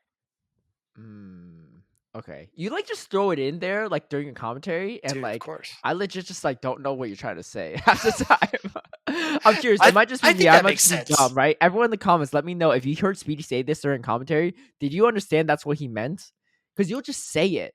And I think it's like Yeah. in the context of when people are talking about their win condition stuff, but you Yep. just throw it in there. And I'm just like, dude, why is he saying this? Like, what's in front of you? What's in behind you? I'm like, what's going on? Like, someone stalking me? Like, I'm just so confused. I always feel like somebody's watching me, man. Yeah. No, That's your thing though, no, right? Am I right? Like that's you do say that a lot, right? Especially in commentaries. I probably say that at least once per tournament. Yeah, Yeah. yeah. Yeah. I don't say long story short in my commentary. I'll probably say it a lot in podcasts and Yeah. when I tell stories, but like it doesn't make any sense. And long story short, this Bastion beat the Lone Knights. Like that just sounds like lazy commentary in my opinion. Yeah. Yeah, exactly.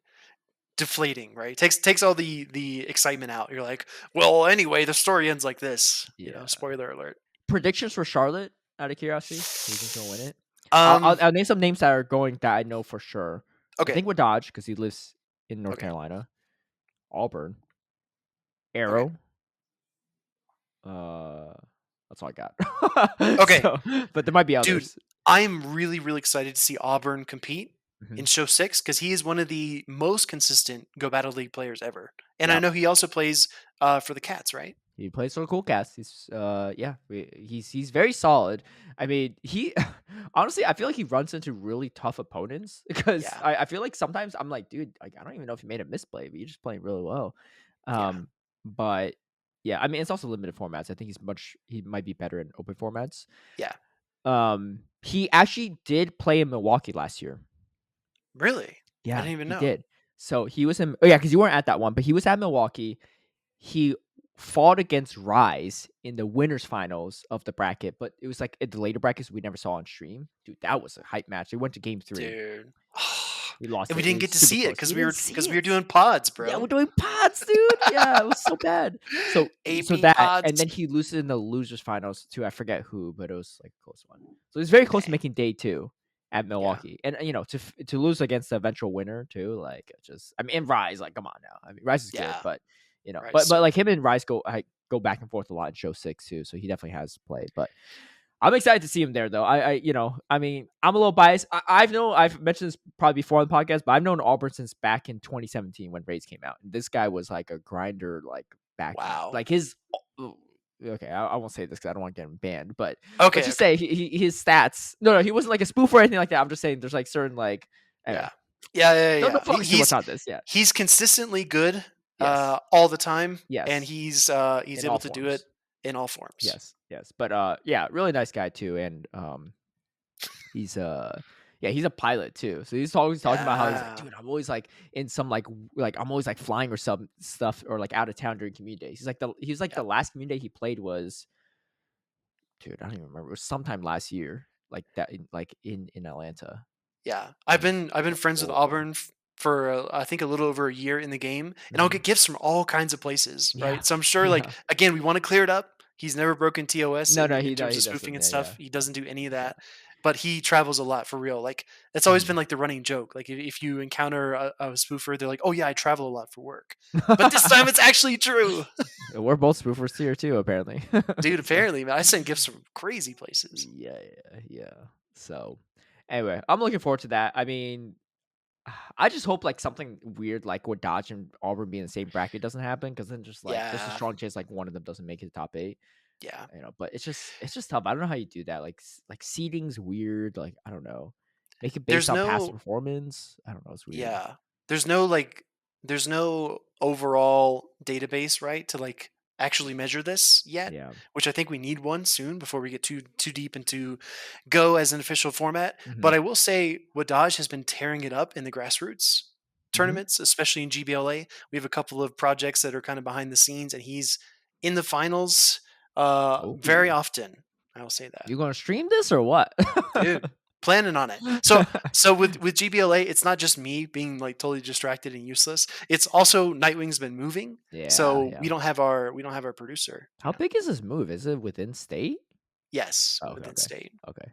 but it's like it's been a big move for like 3 weeks. He's been MIA. So Dude, a little fun fact for those that don't know. I used to run another podcast called the Sinister Aglets, yeah, and recorded our last episode, our like tentative last episode. Maybe we come back, but yeah. for time being, we're not recording anymore. We recorded this sometime last year, and we're still waiting on Nightwing to upload it. So No, for he hasn't any uploaded. citizen, dude, no, dude, it was Oh, like dude. he's like, yeah, I'm moving. I was like, oh, come on, dude, like we just need Yeah, this. Yeah, but we recorded this probably sometime like October, September. It's been a while. It was a long yeah, time ago. So our apologies. I'll apologize on behalf of the Sinister Agus fans, who's I know some of them do listen to this podcast, so yeah, it's a little crossover. But if you're wondering whatever happened to our last episode, we just like kind of went like ghost town, right? On the yeah, podcast. yeah. That Kind of wouldn't ran out happen of here, gas. If it Yeah, happens on this podcast, then I yeah. don't know. You can blame Speedy. Caleb will he'll just keep on replacing the co-host. We'll have 2 Butters on next time after me. Dude, We'll two of just us. Dude, we'll just be roasting each other. It'll be like a rap battle every time, but without the rap, just the insults. yeah, just dissing each other constantly. Can't wait to have him on the podcast. Might be sooner than you know, but we shall see. We shall see. Hopefully, fingers crossed. Yeah. Uh. Yeah, it'll be interesting to see Auburn. I mean, I'm sure there'll be some other people that are going that we don't know about. Oh, CO's a beast. He gonna be there. Okay, cool, cool, cool. Reezy said he might be there. He's from Charlotte, I think. I think I saw his Twitter bio. He says he's from Charlotte. Very So that's cool. his hometown. And he said, because I think Zion said something about like, I don't know, he made some reference about is Alolan Grimer going to be, or Alolan Muck, Shadow Alolan Muck going to be like the new hot Yeah, thing, right? yeah. Or blah blah, something like banter, something like that. And I said something about yeah, it should be. I don't know. I forgot what I said, but it was something reference to like Bastion and Ampharos. I said, yeah, Yeah. Bastion like still pretty solid, whatever. But I think it's going to have more play than Bastion because Bastion's hard to use, right? Like not a lot of people are successful at Bastion. Yeah. Besides myself and Rob Drogo for play tournaments. And I said, and Ampharos, no one's going to ever successful with that one. And then Reezy responded, he's like, hey, like, what if I'll make it work and I could potentially make it work. I was like, oh, see you in Charlotte maybe, because if you want to bring the Ampharos to Charlotte, go for it. And he said, hey, if I make it top 8, you buy all my drinks and food for the weekend. If I make top 8 with Bastion and Ampharos. I was like, if you win the whole thing with Bastion and Ampharos, you got yourself a deal. Dude, top 8 is Oh, one thing, right? But like top 8, I don't think it's impossible to make with a Shadow like Ampharos and a Bastion. It's not easy, true. but it's not impossible. True. But Dude, Reezy is like criminally underrated. I think he's really good. it's a big GBL Especially leaderboarder. in Go Battle League. Yeah, super underrated guy. I'm really interested. Yeah, it'll be his first play Pokemon tournament, I think. So Yeah, we'll see. We'll see. But hey, if you make Bastion and Ampharos work, you win it all with that. bruh, Respect. bruh. I just don't think it's gonna happen. You know. And my meta predictions are pretty spot on compared to Butters' meta predictions. I'm just saying. Dude, I will say Butters' predictions are more like hopes than they are predictions. Yeah. You know, Yeah. He's literally like Butters from South Park, hoping for too much sometimes. accurate. Yeah. That's why the name makes sense. Exactly. There's gotta be a little naivete, right? So Oh man, anyway, what's the tea this week, dude? All right, I'm gonna just skip dude. the Jonkus Rise Occasion beef. It's not really that much beef. You just follow Yeah, them on Twitter if you want to see it. It's just a little yeah, back and forth on like honestly, in my opinion, I think Jonkus' team was fairly spicy. He had a Mew, Lickitung, and Shadow Charizard in Altaria. Like I was like, that's not super meta, not gonna lie. Like that's fairly it's not like the first time we've seen any of those Pokemon, but like that combination is pretty wild, in my opinion. yeah. It was just this perfect like interaction between a person that is not afraid to push back, right? Like Yonkis will reply to mean comments on YouTube.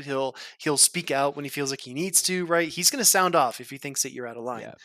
and it's just this perfect interaction between him and then Rise, who's like so fantastically humble in 99% of the things he does, and he's got like such a sports mindset. He even said in his response, he's like, "Yo, man, just stay humble, dude." Yeah, You know, stay it's just humble. so funny. Their personalities are just opposites. To Rice's to Rice's benefit here too, it wasn't like a public thing he was roasting Chonkus on. It was like something on Discord. Someone just screenshotted it from Yeah, Discord and somebody like send leaked. it. Yeah, so It was super innocuous snitches, too. man, snitches.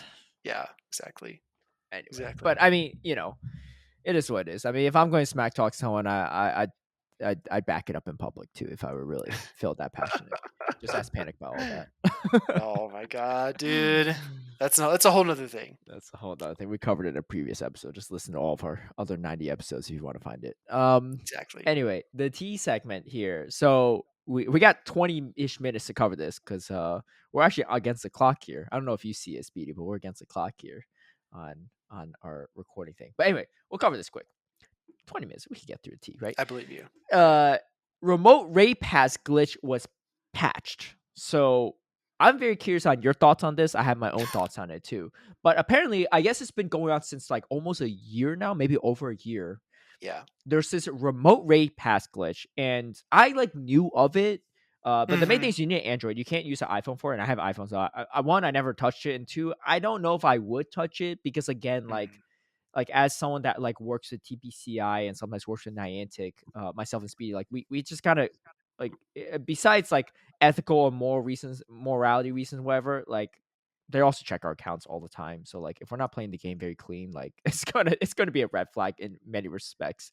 Um so just for self-preservation's sake too, it wouldn't be something I'd even consider, but also the Hmm. ethical implications is a whole different thing too that I think is worth considering. Anyway, remote raid pass glitch, what happened is if you have an Android, you don't have an iPhone, there's a way apparently for you to join a remote raid and then use a green pass or your Yeah. daily raid pass, the orange one, instead of a remote raid pass, a blue one.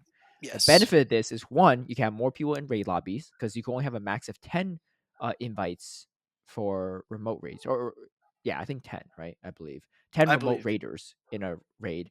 And then the other thing is you also get more benefits if you're raiding in person. Like I think a higher chance for you have a small chance, but there's a chance for Mhm. rare XL candy, and there's some other stuff there too. I think Poffins, rare XLs. Poffins. I don't know if Poffins still even around anymore. Some I people are know, up and not off of that. Yeah, not recently, yeah, as people not have called recently. out. Yeah, which is Yeah. unfortunate. So a bunch of stuff, which is why you can see how some people on Twitter are very up in arms. But so there was a way to do it, and I don't actually know exactly how, but I know Brandon Ton, one of the big content creators, made a video Yeah. showing how to do it and kind of exposing it. And I don't know really, I didn't watch the video, so I don't actually know the context. I'm not sure if like, did you watch the video? I didn't watch it either, but I'm aware and I'm familiar with what it is. Yeah, so I think he explains how it is, and I guess Niantic caught wind of it, and so a lot of people were hating on Brandon for like exposing it because then Niantic caught wind of it and like patched it. So it's not a thing anymore. And a lot of big raiders are not a fan of that. They're really upset about it, and now they have to use the regular raid pass. And they're saying a lot of things, right? There's a lot of justifications, like I think one thing I saw was like, oh, like Android users they have a much worse experience in PvP, so like Yeah. give this to them at least, or it's going to be much harder for like rural players and raiders going to be doing these Yep. big things like Lugia because now you can't actually have as many raiders anymore because you have a max cap of how many remote raiders you can have. But the Yep. the remote raiders that you invited that were Android users that knew this trick were able to go in and remote raid in person, so it doesn't take up a remote raid spot, right? So theoretically, you have less people doing it, et cetera, et cetera. Anyway, Yep. I don't think Niantic really cares about the response here, but yeah, what are your thoughts? So, okay. So, okay. And for context too, right? And me and Speedy talked about this prior. Yes. Thank you. We know people that use this, who would have used this glitch before. Like we're Yeah. friends with some of these people as well. Like we're close friends with them too. But like it's going to be our honest take here. And at the end of the day, like it's Yeah. not like we didn't hit up Niantic for this fix anyway. So like it's just No, our thoughts. Don't come after us. I mean, you can come after us if you want, like, dude. Anyone, I invite anyone I'm not saying anyone come after Speedy. Anyone come after me if you want, right? See what happens, right? See what dude. happens. We need more squirrel trappers in the Yeah, Scroll comments. All Trapper, hit right. me up more, right? Send me some hate. Dude, I don't mind um. haters at all, but go ahead. Dude, so here's the thing, right? Like, again, like Caleb said, he and I talked about this for like a minute before we went to live for the recording. We have opinions here, and we haven't been very vocal on them because we kind of feel like a lot of our friends feel the opposite, right? Hmm. So essentially, what you were doing, if you just want to boil it down, right? The bottom line here, right? The bottom line is that you were essentially tricking the game into thinking that you were physically at a location for the raid so that you could use the green passes. And of course, like, you can buy those green passes in bundles from the boxes, whereas if you get the remote raid pass, it's the same flat rate for the 3 passes every single time. Hmm. So I feel like this argument about roller players comes up quite often.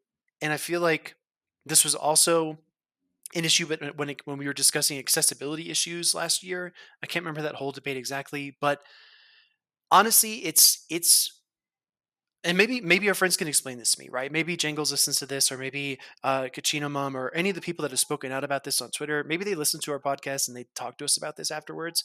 But I just have a hard time seeing how we can be so ardently against people who manipulate their location while spoofing, but then we have people that are going to these in-person raids Mm. technically in person and Yeah. fooling the game into thinking that they are somewhere else, and then it's different. I don't It's like, I cheaper just too to use those raid it's passes, the cheaper. green pass. It's Well, the cheaper daily and one's free too if you're using for that. Yeah. exactly, exactly, and you do get bonuses, you do get a benefit, and that's Hmm. the reason why people do it. It's because they can get Yeah. the rare It's XL, not they can just get the cheaper. It's Poffin. there's also more. Yeah. Exactly. Yeah, this I mean, this is not like dissimilar from the defit conversation we have, right? Like, if you are unable to move around, if you're unable to walk, maybe you're in a wheelchair, or you're on crutches for the time being, again, like, somebody that can get limitless kilometers whenever they want does have an advantage, right? Because it is a Hmm. way to get a resource in the game, period. Like, that's not arguable. Hmm. So again, like, I don't want to like push against our friends who feel differently. And again, maybe they can explain this to me. But at the same time, I don't understand how you can be so against spoofing, but then people change their location on purpose to get more rewards, and then they get mad when it gets patched. I mean, do you feel the same? I mean, I didn't even think about it from that perspective. Well, just because I haven't given it a ton of thought, just because it doesn't even affect Yeah, me. yeah. Um, but that's actually a really great point. I think, I don't know. yeah, no, you bring up a really great point, and I am curious to hear the opinions on it. And look, here's the thing: I'm never going to be the kind of person to like demonize someone for how they play the game, right? Like, if you want to Yeah, spoof, if you want to defit, you want to do whatever, right? Like, Caleb it's up to endorses you, all of right? it. He endorses it. I don't endorse all of it or any of it, but I'm just saying, like, well, one, when it comes to PvP, like, there's typically speaking ways around beating anyone that uses any, you know, thing to give them a slight Any advantage, right? It doesn't really, exploits? yeah, Yeah. any exploits. Well, there's certain exploits that are hard to beat, like the GCG one, but that being said, it's just not my place because I don't work for Niantic. I'm not the one policing stuff. And like, it again, like I Yes. mentioned this before in a previous episode, like, breaking terms of service is super easy to do. You have another account, terms of service. You let Yep. someone else use your account, terms of service. You use a scanner, terms of service. Maybe you get info about a raid from someone else's scanner. I don't know. Is that terms of service? You're still using info that's not given to you by the game, right? I don't know. I mean, that's why at least Campfires helps in that regard. But use your scanner for PPIVs or hundos, terms of service, right? So it's Yeah. just like, IV calculators, right? Terms of service, right? Take a Yep. screenshot, Yep. uploading it, and I'll be fully honest with people on this one, right? When we decide to like, do some partnerships with Niantic and stuff, like I remember during the onboarding process, it was like, dude, like if you're gonna use like IV calculators and stuff like that, Hmm. don't be posting that on Twitter, right? Yeah. Yeah. Yeah, because it's technically against terms of service. So like Hmm. even if it shows like, oh, it's Pokegenie, Yep. terms of service. Or look at my high rank Hawlucha, Yeah, right? you can say it's When a high rank one. You can say it's a rank one. Don't show the app on how you calculate it, right? So, speaking yeah. of which, congrats on your Hawlucha. Oh, thanks, Good man. little brag I there too. I have two, and I got probably 40 comments of people wanting one, You only have and two? and some DMs as well. It's more rare than you think. Well, Yeah, I'm not surprised because I don't remember the last time I saw Toros, so I'm not yeah. super surprised. So, well, I will say a lot of people hitting you up for it. I won't be one of them. You can save them from the other people. Not to Okay. say that you're saving one for me, but just No one's saying me Hawlucha. I'm I'm just saying I could drive down to like San Diego or close to the border to find some myself if I really want one. I okay. just haven't had the time to make the trip or something. But for anyone that's going to regionals, like, cause I know this one guy, House Lannister, offered me one in Vancouver because House he Lannister, House Stark. What? a different house spelled with Haus. Yeah, but anyway, he was the only person that brought Hawlucha to Vancouver actually because he Mm, lives in Texas. He just went to Mexico, I think, to grab some. sure. But I was like, just save for other people. Like, at least a special trade, and like I could get some. But I appreciate the offer. Anyway, save yours too. Okay. Got it. Um. Anyway, the tangent there. IV calculator, Yeah. term service. Anyway, uh, yeah, I just think everyone is biased, right? And everyone does things that for the most part, I think most people do things that they could justify to themselves. Not to say the justification is like always wrong or, you know, coping as they say or whatever, right? As the kids say, Copium. copium, big copium. Copium. But uh I do think that there are definitely logical fallacies that you're pointing out, right? With your argument, Speedy. And I think it's like I get it though for those that have been utilizing this for a few weeks, a few months to over a year, right? Mhm. It's a big change to their lifestyle. Not only is it for the reward purposes, but for the amount of people that could join raids and for honestly for the cost too, right? Because Pokemon Go is not a cheap game if you're rating that much. Yeah. So I get that. I don't know. It was a good thing while it lasted, but I don't know if like like I can't blame Niantic for patching that, right? It does feel like a slight unfair advantage too that Android users do it, but I was never like bitter to the point where I was like, yeah, like that's not fair that we can't do it, right? Yeah. I just knew it existed, and I think not a ton of people knew, so it was just like the hardcore raiders were able to utilize it. But am I up in I'm arms that it got patched? Not no. particularly. I'm a little surprised it took Niantic as long as it did to patch it. Yeah, yeah. That seems like a huge problem for You them, know you why know? though? Because our Why? our dedicated Niantic staffers that listen to this podcast didn't didn't get the info from us because we didn't bring it up. That's true. That's true. Yeah, so It's maybe it's so on so us. essentially it's our fault. Yeah. It's our fault. But again, shout out if you're from Niantic listening to this. You know who you are. It's true. And if and maybe it's no one. But hey, maybe Manning one day work for Niantic. We'll He'll be a see. dedicated Manning, listener. Manning, please apply. Let us know when you do. If they Yeah. ask for references, we will be your references. Yeah, I know a lot of people are hating on Brandon Ton for posting that and stuff. And like I think Brandon Ton has done some questionable things, especially like the controversial tweet he did a few months ago. I don't know about this one. I don't know about this one. Yeah. Maybe it is controversial because he's doing it for potential clicks, right? Like he could have made the video and sent it directly to someone on Niantic, but maybe he doesn't have the connection. I don't know. I would There's definitely a benefit for him making the video too because he gets a lot of views from it as well, right? yeah. And he can monetize that. But it's just like if I made a video to expose a exploit, right? I don't Yeah. know. But again, I think like no, I guess there is some fault in a content creator doing that. I felt the same way about the primals. Like if you really thought it was that big of a Mhm. game breaking glitch, don't make a video on it and spread how to use it. Send it Exactly. to someone Niantic, right? Maybe not everyone has Yeah. that contact, but like, hey, I mean, Michael's pretty receptive. You can find a way to tag Michael. I'm sure he'll see it, right? Yeah. Or Michael or any of our QB managers for Pokemon Go, right? There's ways to get Niantic staff's attention if you find something big like an exploit like that without having to like make a whole video on it and monetize it. But again, Yeah. Agreed. content creators, man, Yeah. they It's be all for the expected to be clicks, man. It's all for it's the that clicks. Mr. Beast mindset, dude. I'm just Speaking of kidding. clicks, man, I want to make this a clickbaity title too, so that people get clicking on this, man. Let's do Squirrel it. Trapper, where you at? I'm just Where my kidding. trappers at? Yeah, We where we my need we trappers need at? possum trapper, Yeah, raccoon trapper. dude, this is a podcast trapper right here, man. We trapped you in here, Squirrel Trapper. You thought you're the hunter, but you're the prey. No, I want to make a. I don't make any videos clickbaity in my opinion. I make it accurately, Yeah. accurate like to Yeah. description. So if we're talking about the Yeah. raid pass glitch controversy, it's because we did talk Dude. about it. It's There's hot some take. not to get on too much of a tangent here, I'll just say real quick. There's some, for example, creators in the Unite space who make titles like I have an announcement, or like I can't believe I did this, and like And they do the the pog thumbnail. face in the Yes, thumbnail. the Dude, thumbnail has like I have them not stooped to crying or that level something, yet.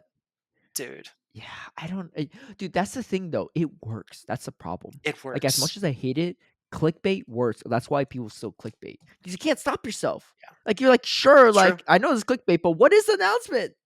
Yeah, Or and you or watch the like the people that first 2 minutes. dude, the thing that pisses me off the most, because you don't even monetize this, is when people post on Twitter and you're like, "I got something to say." It's like a twit longer and just, like, something dumb, like, "I just wanna say I care about you all." Like, I'm just like, that's it. Like, I'm like, dude, It's like stop that, dude. it's I like don't care. I I get ain't you try to reading all that. spread positivity, but like you're just making me click an extra few times just to see some. Who you Niantic trying to make people throw on more star pieces every half hour? I saw Zylex tweet about that, which just made me think like all these extra Yeah, clicks to get to these things. Yeah, yeah, that stuff annoys me a little bit, but that's a yeah. personal thing. But people always like it too, because like, oh, what a positive message, right? I got bamboozled, but I'm Right. gonna like it so other people get bamboozled. Dude, I feel that same way. I think we talked about this last week. I feel that same way about these content creators that are they're like crowdsourcing their videos now, where they're like, "Show me your rarest Yes. shadow." Oh yeah, do they make videos? I never watch their videos, so I never know. But I assume that's what they do. Mystic Seven does Yes, that. yes. Brandon Mystic Kahn Seven and does Brandon that. 10 are like the two biggest, right? Yeah, yeah, yeah. In the pogo space, and then obviously like the fans love it because they get to like get into the video, like, oh my god, Mhm. they showed my There's a ho or chance, whatever. yeah. There's a chance I get featured, blah blah. But it's so annoying to see that on Twitter all the time. And I know these people are creating their own content for daily videos. I know Yeah. that's really hard. You and I have both been there where we try to make a lot of uploads. It's hard to create new ideas all the time. It's just like, Dude, I don't I'm know, not short on man. ideas, I'm just short on time. True, true. I could do daily uploads if I really want, well, to a certain degree. It just feels Um, like there's no shame. Just like there's no yeah, shame in those like titles, you know? it's lack of quality. But it's just Yeah. how the algorithm's set up on YouTube these days, like, quantity matters more than quality, which is so unfortunate, but, like, there's no way around it, to my knowledge.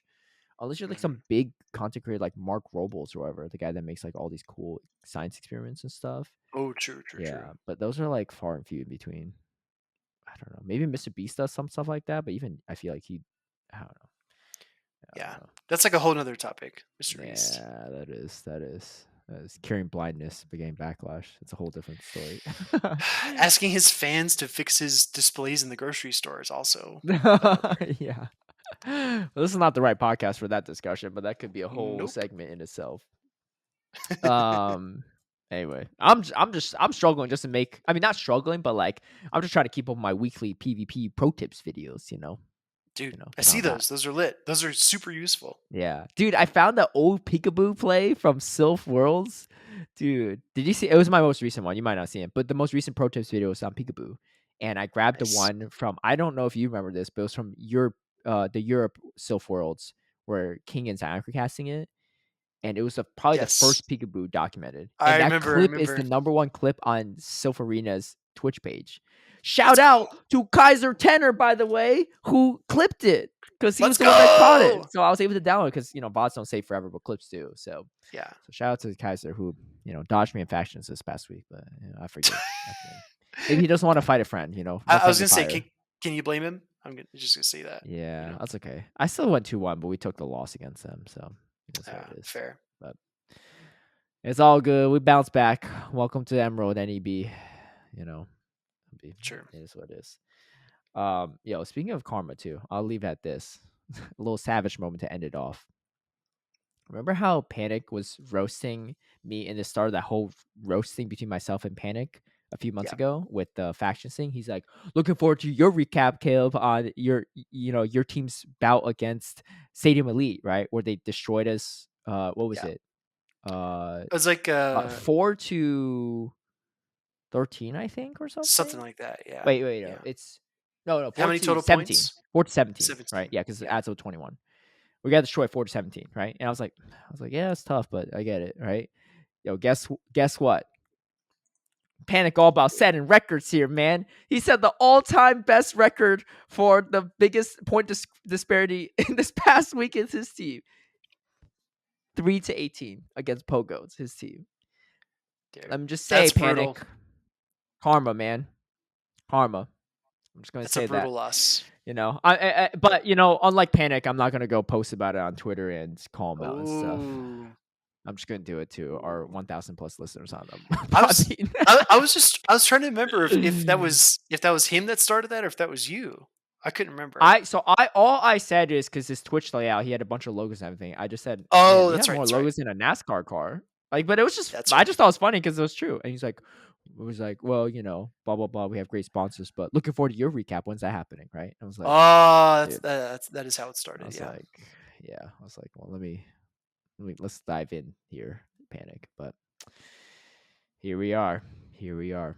Pokos are great, but yeah, it is what it is.